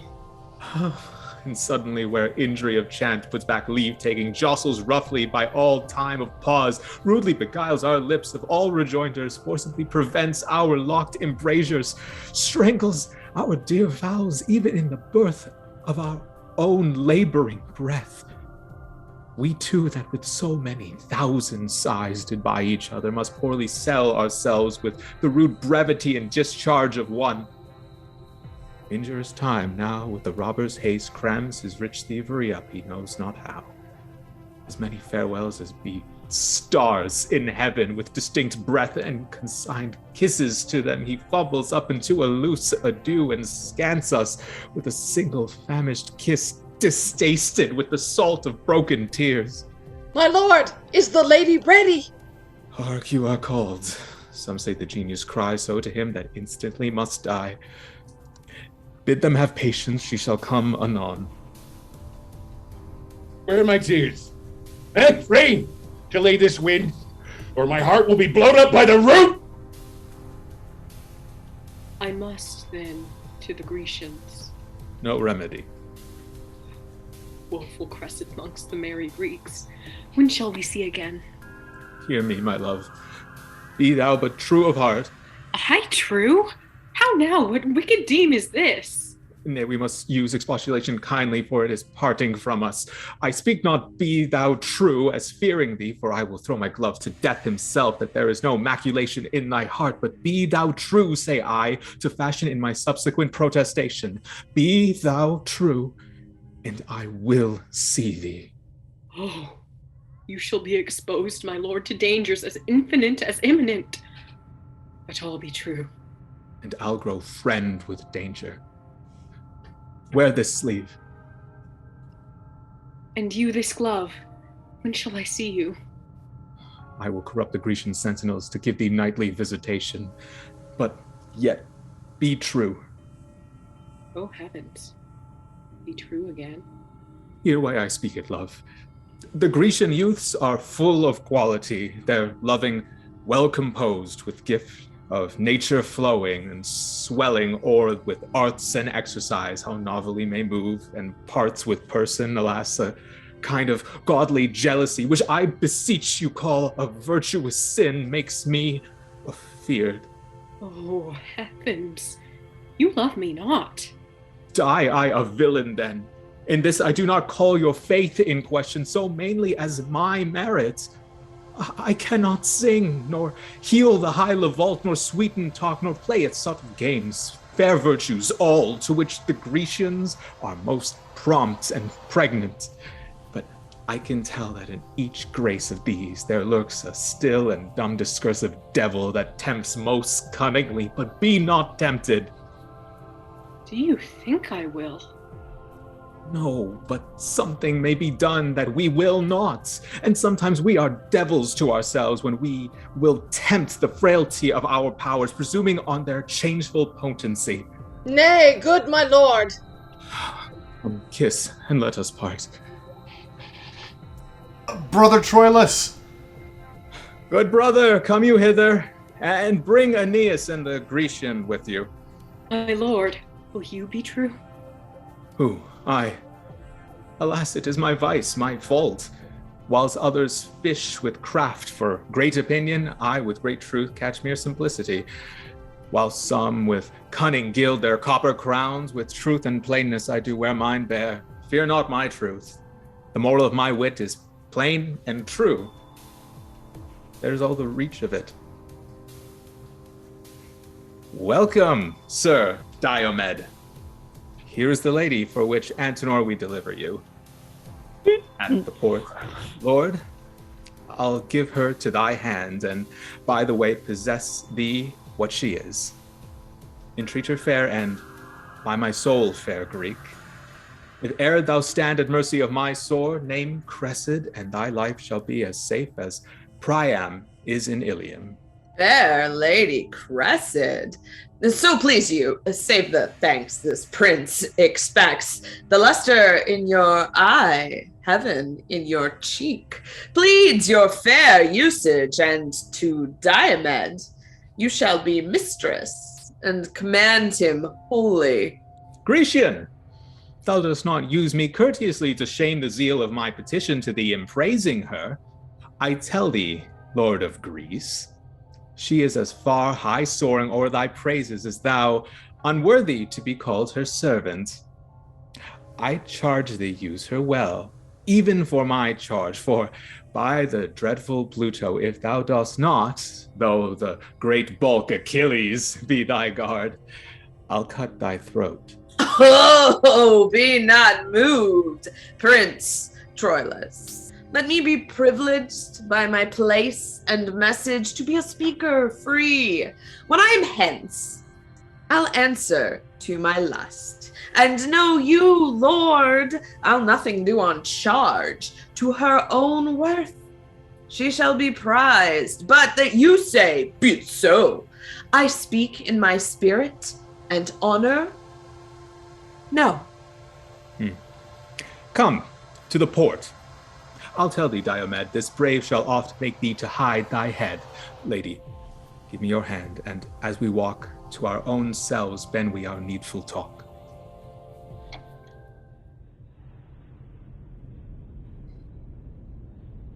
Is not yond Diomed with Celchis' daughter? 'Tis he. I ken the manner of his gait. He rises on the toe. That spirit of his in aspiration lifts him from the earth. Is this the Lady Cressida? Even she. Most dearly welcome to the Greeks, sweet lady. Our general does salute you with a kiss. Yet is the kindness but particular. 'Twere better she were kissed in general. And very courtly counsel. I'll begin. So much for this. I'll take that winter from your lips, fair lady. Achilles bids you welcome. Had a good argument for kissing once. But that's no argument for kissing now. For thus popped Paris in his hardiment, and parted thus you and your argument. Oh, deadly gall and theme of all our scorns, for which we lose our heads to gild his horns. The first was Menelaus' kiss. This mine, Patroclus, kisses you. Now this is trim. Paris and I kiss evermore. For him. I'll have my kiss, sir. Lady, by your leave. In kissing, do you render or receive? Both take and give. I'll make my match to live. The kiss you take is better than you give. Therefore, no kiss.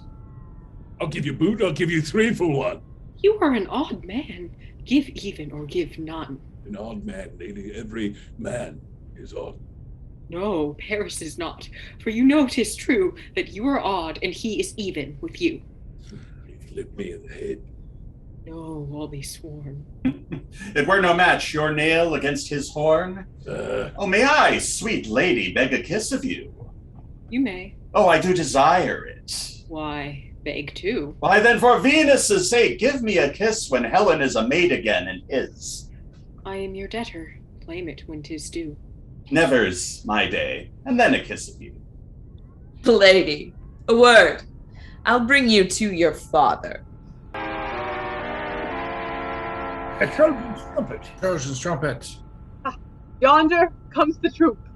Hail all the state of Greece. What shall be done to him that victory commands? Or do you propose the victor shall be known? Will you, the knights, shall to the edge of all extremity pursue each other, or shall they be divided by any voice or order of the field? Hector bade me ask. Which way would Hector have it? He cares not. He'll obey conditions. Is done like Hector. But securely done, a little proudly, and a great deal misprizing the knight opposed. If not Achilles, sir, what is your name? If not Achilles, nothing. Therefore Achilles. But whatever know this, in the extremity of great and little, valor and pride excel themselves in Hector, the one almost as infinite as all, the other blank as nothing. Weigh him well, and that which looks like pride is courtesy. This Ajax is half made of Hector's blood, in love whereof half Hector stays at home.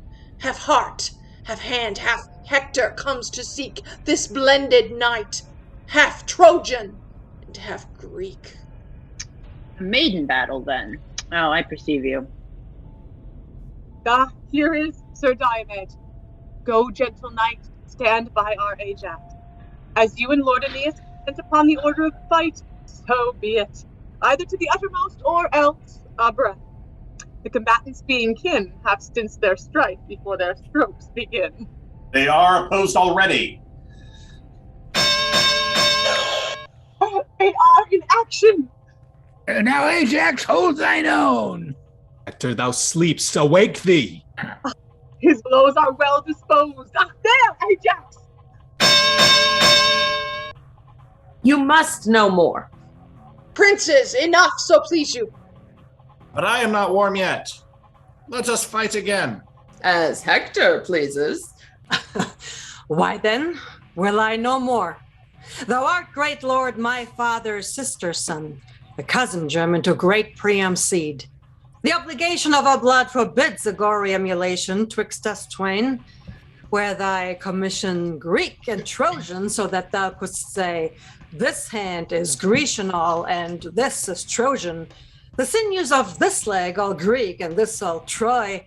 My mother's blood runs on the dexter's cheek, and this sinister bounds is my father's. By Jove, multipotent, thou shouldst not bear me from a Greekish member, wherein my sword had not impressure made of our rank feud. But the just gods gainsay that any drop thou borrowest from my mother, my sacred aunt, should by my mortal sword be drained. Let me embrace thee, Ajax. By him that thunders, thou hast lusty arms. Hector would have them fall upon him thus. Cousin, all honor to thee. I thank thee, Hector. Thou art too gentle and too free a man. I came to kill thee, cousin, and bear hence a great addition earned in thy death. There is expectance here from both sides what further you will do. We'll answer it. The issue is embracement. Ha! Ajax, farewell. If I might in entreaties find success, as seldom I've had the chance, I would desire my famous cousin to our Grecian tents. Aeneas, call my brother Troilus to me and signify this loving interview to the expectors of our Trojan part. Desire them home. Give me thy hand, my cousin. I will go eat with thee and see your knights. Agamemnon and the rest come forward. Great Agamemnon comes to meet us here. Worthy all are, as welcome as one such of such an enemy. But that's no welcome. Understand more clear. What's past and what's to come is shrewd with husks and formless ruin of oblivion. But in this exact moment, faith and troth, strained purely from all hollow bias drawing, bids thee with most divine integrity, from heart to very heart, great Hector, welcome. I thank thee, most imperious Agamemnon. My well-famed Lord of Troy knows that to you. First, all you peers of Greece, go to my tent. There in the full convive we. Afterwards, as Hector's leisure and your bounty shall concur together, severally entreat him. Beat loud the taverns, let the trumpets blow, that this great soldier may his welcome know. My lord Ulysses, tell me, I beseech you, in what place of the field doth Calchas keep? At Menelaus' tent, most princely Troilus. There Diomed doth feast with him tonight, who neither looks upon the heaven nor earth, but gives all gaze and bent of amorous view on the fair Cressida. Shall I, sweet lord, be bound to you so much after we part from Agamemnon's tent to bring me thither? You shall command me, sir. As gentle, tell me, of what honor was this Cressida in Troy? Had she no lover there that wails her absence? Oh, sir, to such as boasting show their scars a mock is due. Will you walk on, my lord? She was beloved, she loved, she is and doth. But still, sweet love is food for fortune's tooth. So, now, fair Prince of Troy, I bid good night. Ajax commands the guards to tend on you. Thanks, and good night to the Greeks' general. Old Nestor tarries, and you too, Diomed. Keep Hector company an hour or two. I cannot, lord. I have important business, the tide whereof is now. Good night, great Hector. Follow his torch. He goes to Calchas' tent. I'll keep you company. Sweet sir, you honor me. Come, enter my tent. That same Diomed's a false-hearted rogue, a most unjust knave. I will no more trust him when he leers than I will a serpent when he hisses. He will spend his mouth and promise like Brabbler the hound, but when he performs, astronomers foretell it. It is prodigious.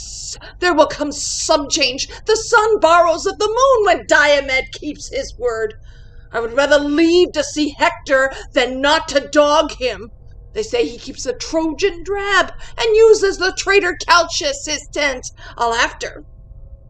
Nothing but lechery, all incontinent varlets.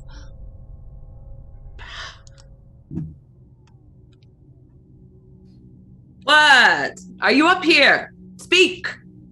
Who calls? Diomed. Calchas, I think. Where's your daughter? Comes to you. It comes forth to him. How now, my charge? Now, my sweet guardian, hark, a word with you. Yea, so familiar. She will sing any man at first sight. And anyone may sing her if they can take her clef. She's noted. Will you remember? Remember? Yes. Nay, but do then, and let your mind be coupled with your words. What should she remember? A list. Sweet honey Greek, tempt me no more to folly. Roguery! Nay, then. I'll tell you what. Oh, come, tell a pin. You are forsworn. In faith, I cannot. What would you have me do? Juggling trick to be secretly open. What did you swear you would bestow on me? I prithee, do not hold me to mine oath. Bid me do anything but that, sweet Greek. Good night. Old patience. How now, Trojan? Diomed! No. Good night. I'll be your fool no more. I better must. Hark, a word in your ear. Oh, plague and madness! You are moved, Prince. Let us depart, I pray you, lest your displeasure should enlarge itself to wrathful terms. This place is dangerous, the time right deadly. I beseech you, go. Behold, I pray you. No, nay, my good lord. Go off. You flow to great distraction. Come, my lord. I prithee, stay. You have not patience. Come. I pray you, stay. By hell and all hell's torments, I will not speak a word. And so, good night. Nay, but you part in anger. Doth that grieve thee, O withered truth? Come now, my lord. By Jove, I will be patient. Guardian! Why, Greek! Oh, foe, adieu! You palter! In faith, I do not. Come hither once again. You shake, my lord, at something. Will you go? You will break out. She strokes his cheek. Come. Nay, stay. By Jove, I will not speak a word. There is between my will and all offenses a guard of patience. Stay a little while. Oh, how the devil luxury with his fat rump and potato finger tickles these together. Fry, lechery, fry! But will you, then? In faith I will, La. Never trust me else. Give me some token for the surety of it. I'll fetch you one. You have sworn patience. Fear me not, my lord. I will not be myself, nor have cognition of what I feel. I am all patience. Now the pledge. Now! Here, Diomed. Keep this sleeve. O beauty, where is thy faith? My lord. I will be patient. Outwardly, I will. You look upon that sleeve. Behold it well. You loved me. Oh, false wench. Give it me again. Whose was it? It is no matter, now I have it again. I will not meet with you tomorrow night. I prithee, Diomed, visit me no more. Oh, now she sharpens. Well said, Whetstone. I shall have it. What, this? Aye, that. Oh, all you gods! Oh, pretty, pretty pledge. My master now lies thinking on his bed of thee and me, and sighs and takes my glove, and gives memorial dainty kisses to it as I kiss thee. Nay, do not snatch it from me. He that takes that doth take my heart withal. I had your heart before. This follows it. I did swear patience. You shall not have it, Diomed. Faith, you shall not. I'll give you something else. I will have this. Whose was it? It is no matter. Come, tell me whose it was. 'Twas one's that loved me better than you will. But now you have it. Take it. Whose was it? By all Diana's waiting woman yond and by herself. I will not tell you whose. Tomorrow I will wear it on my helm and grieve his spirit that does not challenge it. Wert thou the devil and warst it on thy horn, it should be challenged. Well, 'tis done, 'tis past. And yet it is not. I will not keep my word. Why then, farewell, thou never shalt mock Diomed again. You shall not go. One cannot speak a word, but it straight starts you. I do not like this fooling. Nor I, by Pluto, but that likes not you pleases me best. What? Shall I come? The hour? Aye, come. Oh, Jove. Do come. I shall be plagued. Farewell. Till then. Good night. I prithee come.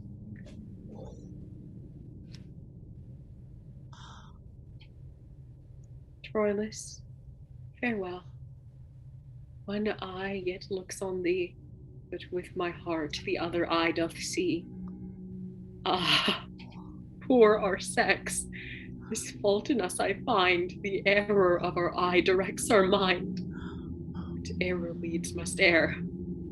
Oh, then conclude. Minds swayed by eyes are full of turpitude.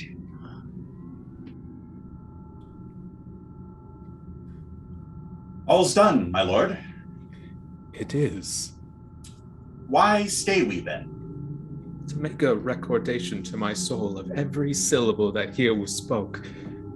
But if I tell how these two did co-act, shall I not lie in publishing a truth? Sith yet there is a credence in my heart and a sperrance so obscenely strong that doth invert the attest of eyes and ears, as if those organs had deceptuous functions created only to calumniate. Was Cressida here?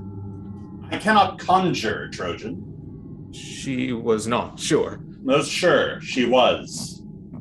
Why, my negation hath no taste of madness. Nor mine, my lord. Cressida was here but now. Will he swagger himself out on his own eyes? This she. No, this is Diomed's Cressida.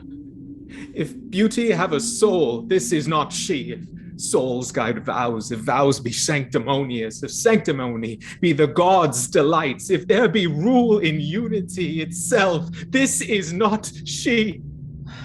Oh, madness of discourse that sets up with and against itself, bifold authority where reason can revolt without perdition and loss assume all reason without revolt.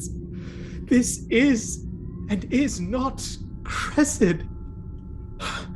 Within my soul that doth conduce a fight of the strange nature that a thing in separate divides more wider than the sky and earth, and yet the spacious breadth of this division admits no orifice for a point as subtle as Arachne's broken woof to enter.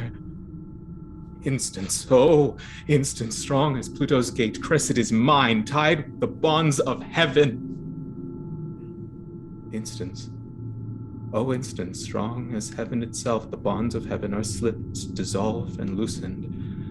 And with another knot, 5-fingered tied, the fractions of her faith, orts of her love, the fragments, scrapes, the bits and greasy relics of her o'er-eaten faith are given to Diomed. May worthy Troilus be half attached with that which here his passion doth express? Aye, Greek. And that shall be divulged well in characters as red as Mars, his heart inflamed with Venus. Never did young man fancy with so eternal and so fixed a soul. Hark, Greek, as much as I do Cressid love, so much by weight hate I her Diomed. That sleeve is mine that he'll bear on his helm. Were it a casque composed by Vulcan's skill, my sword should bite it. Not the dreadful spout which shipmen do, the hurricano call, constringent in mass by the almighty sun, shall dizzy with more clamor Neptune's ear in his descent than shall my prompted sword falling on Diomed. He'll tickle it for his concubine. Oh, Cressid. Oh, false Cressid, false, false, false. Let all untruth stand by thy stained name, and they'll seem glorious. Oh, contain yourself. Your passion draws ears hither. I have been seeking you this hour, my lord. Hector, by this, is arming him in Troy, and Ajax, your god, stays to conduct you home. Have with you, prince. My courteous lord, adieu. Farewell, revolt fair. And Diomed, stand fast and wear a castle on thy head. Would I could meet that rogue Diomed. I would croak like a raven. I would boat.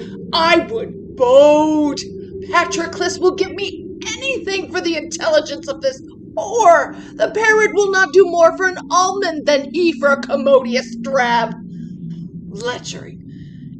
Lechery, still wars and lechery. Nothing else holds fashion.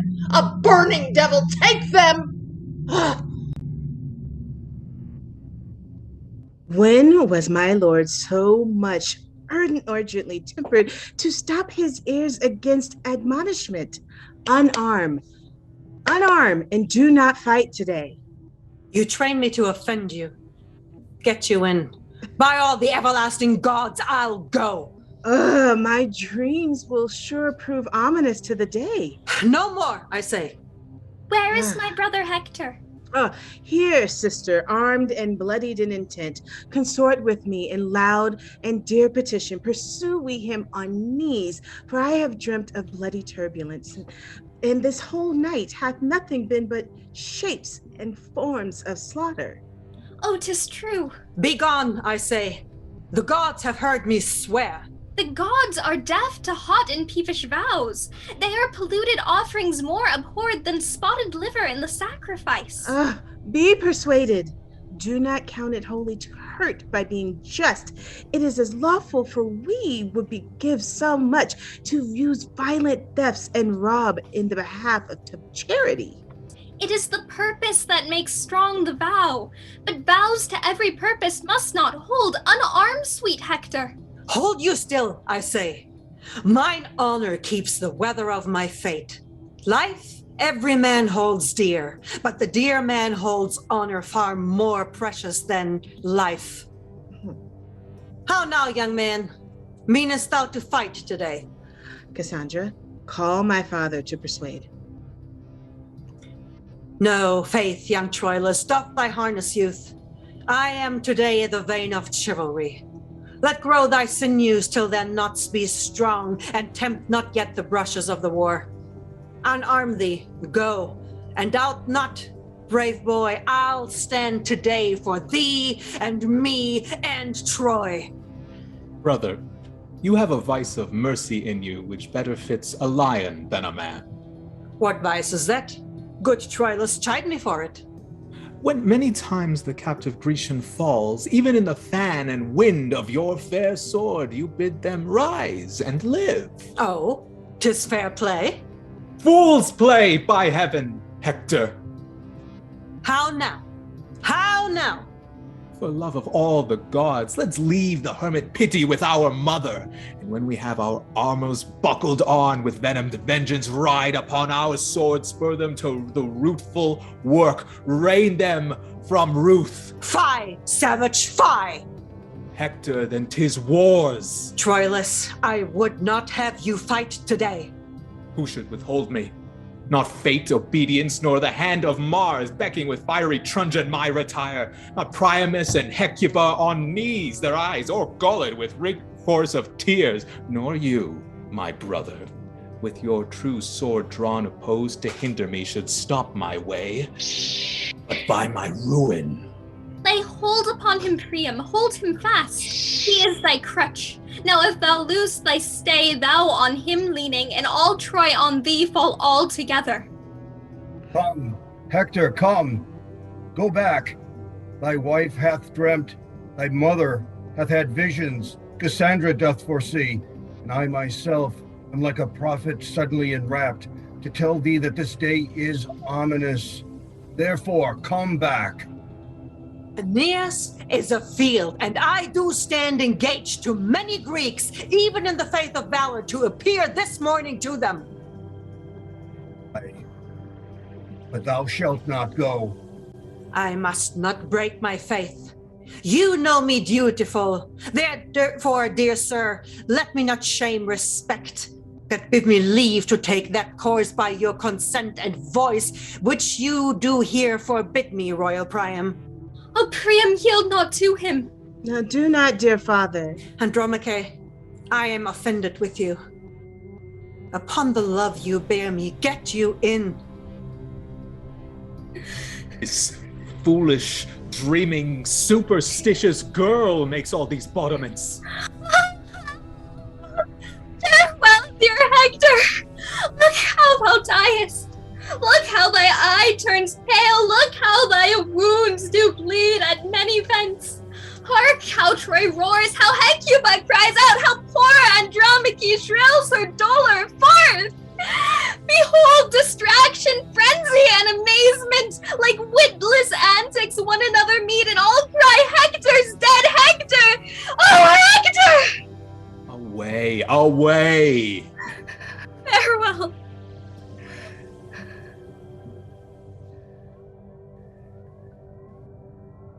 You are amazed, my liege, at her exclaim. Hector. Go in and cheer the town. Wheel forth and fight. Do deeds worth praise and tell you them at night. Gods will safety stand about thee.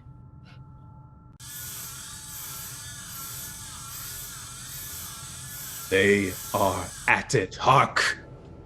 Proud Diomed, believe I come to lose my arm or win my sleeve. Do you hear, my lord? My lord! My lord, do you hear? What now? There is a letter come from yon poor girl. Let me read. Oh, this horse on physic. A horse on physic so rascally troubles me that this foolish fortune of this girl is with one thing and with another thing. I fear that I shall leave you one of these days. And I've got this rheum in my eyes too, and there's such an ache in my bones that unless the man were cursed, I can't tell what to think on it. What did she say there? Words. Words, mere words, no matter from the heart. The effect will operate another way. Go wind to wind, and there turn and change together. My love with words and errors still she feeds, but edifies another with her deeds.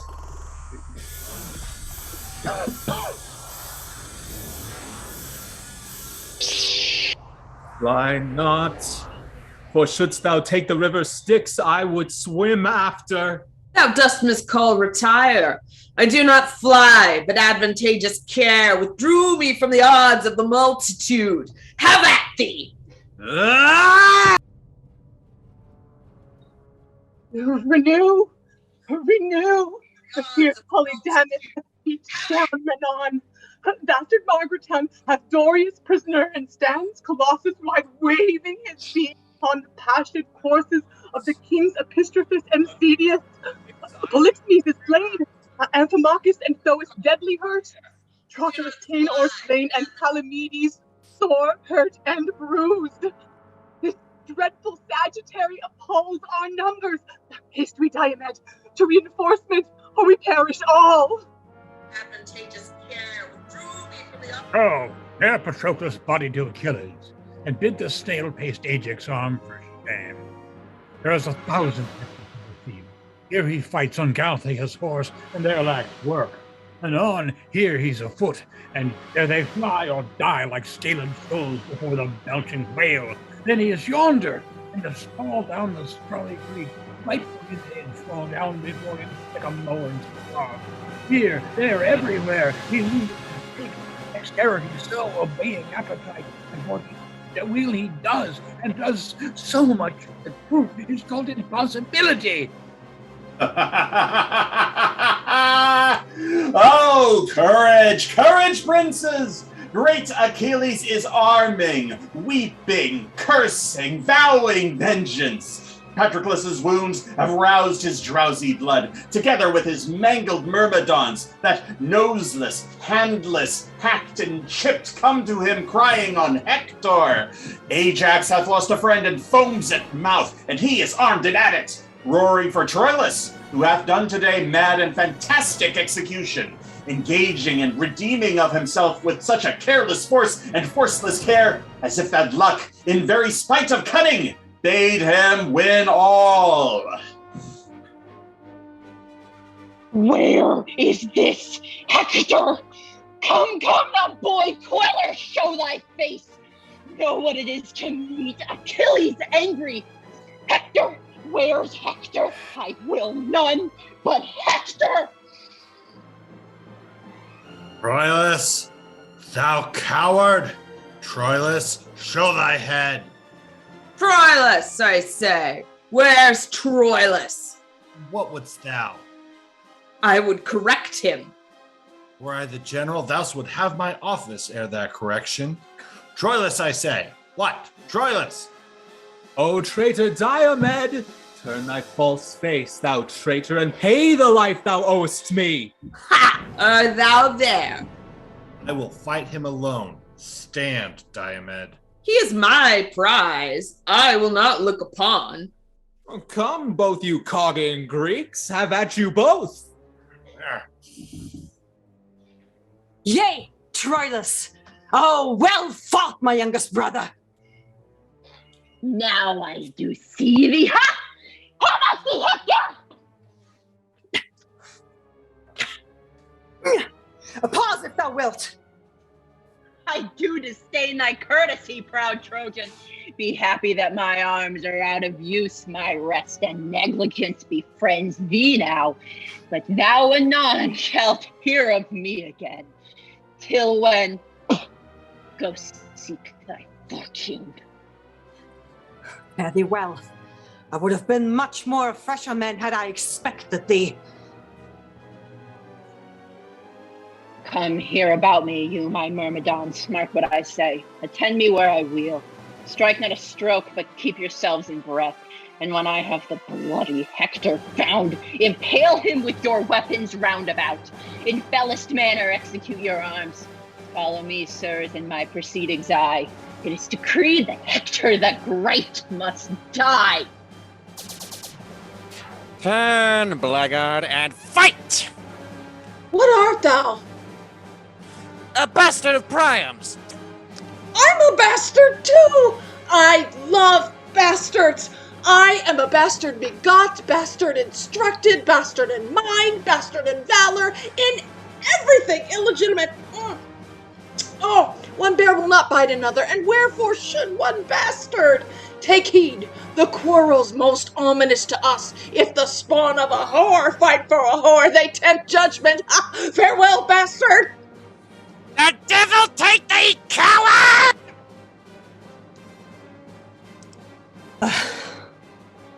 Now is my day's work done. I'll take my breath.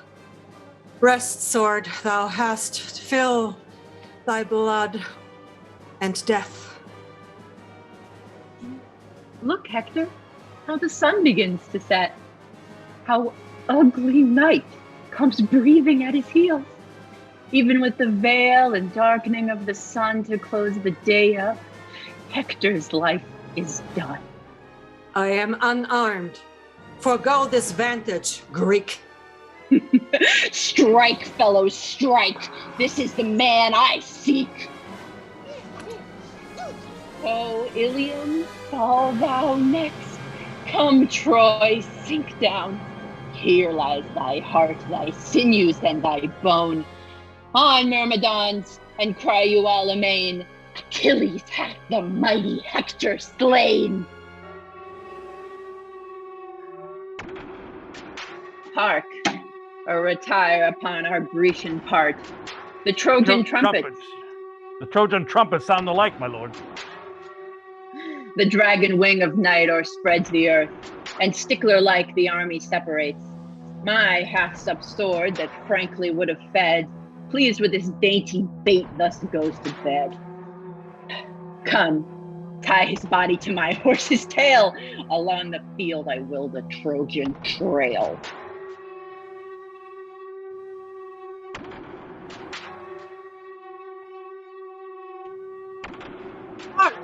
Hark! What sound is this? Peace drums. Achilles! Achilles! Hector is slain. Achilles! The brute is Hector's slain, and by Achilles.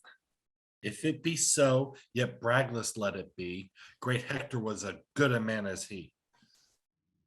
March patiently along. Let one be sent to pray Achilles see us at our tent. If in his death the gods have us befriended, great Troy is ours. Our sharp wars are ended. Stand ho, yet are we masters of the field. Never go home, here starve we out the night. Hector is slain. Hector? Gods forbid! No. He's dead. And at the murderer's horse's tail in beastly sword dragged through the shameful field. Frown on, you heavens. Affect your rage with speed. Sit, gods, upon your throne and smite at Troy. I say at once, let your brief plagues be mercy and linger not our sure destructions on. My lord, you do discomfort all the host. You understand me not that tell me so. I do not speak of flight, of fear, of death, but dare all imminence that gods and men address their dangers in. Hector is gone. Who shall tell Priam so, or Hecuba? Let him that will a screech owl eye be called go into Troy and say their Hector's dead. There was a word will Hec turn to stone, make wells and Niobe, the maids and wives, cold statues of the youth, and in a word, scare Troy out of itself. But march away. Hector is dead. There is no more to say. Stay yet, you vile, abominable tents thus proudly pitched upon our Phrygian plains. Let Titan rise as early as he dare, I'll through and through you. And thou, great-sized coward, no space of earth shall sunder our two hates. I'll haunt thee like a wicked conscience still that moldeth goblins swift as frenzy's thoughts. Strike a free march to Troy. With comfort go. Hope of revenge shall hide our inward woe. But hear you. Hear you! Heads, broker, lackey, ignominy and shame pursue thy life, and live I with thy name.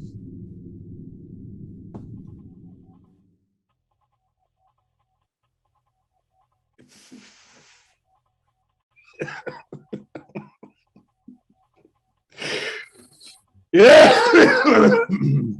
Oh, goodly medicine for my aching bones.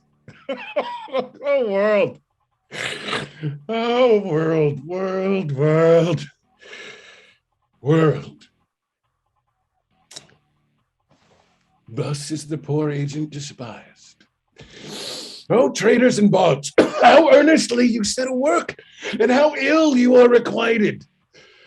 Why should our endeavor be so loved, and the performance so loathed? One verse for it, one instance for it. Huh? Let me see. Full merrily the humble bee doth sing, till he hath lost his honey and his sting. And being once subdued in armored tail, sweet honey and sweet nuts together failed. Good traders in the flesh, set this in your painted cloths. As many as be here of Pandarus Hall, your eyes half out, weep at Pandarus' fall. If you cannot weep, then give some groans. Not for me, but for your aching bones. Brethren and sisters of the old door trade, some 2 months hence from now, my will shall here be made. It should be now, but my fear is this, that some galled goose of Winchester might hiss. But till then,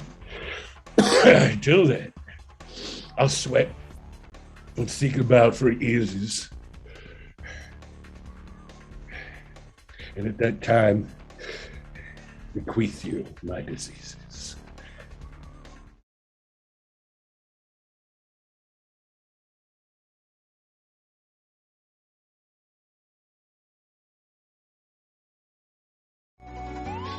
Thank you, ladies and gentlemen of the audience, for tuning in to our humble production. I am your director, Brandon Urie, and I would like to introduce you to our magnificent cast. So if you'll all please give a large hand for Andrew Pawaru as Troilus, Emma Chang as Cressida, John Bean as Pandarus, Nancy Hallman as Aeneas and Thersites, Angie De Morgan as Hector, Chad Howard as Paris, Rachel Kohler as Helen and Diomedes, Edwin Brody as Priam and Calchas, Brandy Douglas as Andromache and Patroclus, Hadley Hulka as Cassandra, Christine Saka Fraser as Agamemnon, John Carone as Ulysses, Craig Currier as Nestor, Hannah Carter as Achilles, Andrew Freeborg as Ajax, Rose Taylor and Ralph Turley as the Myrmidons. And while we're here, let's give a big hand to the crew at the Majestic. Jimbo Ivy, Laurel Thompson, Bo Bogart, and Amanda Vanderhyde. Thank you all, and good night.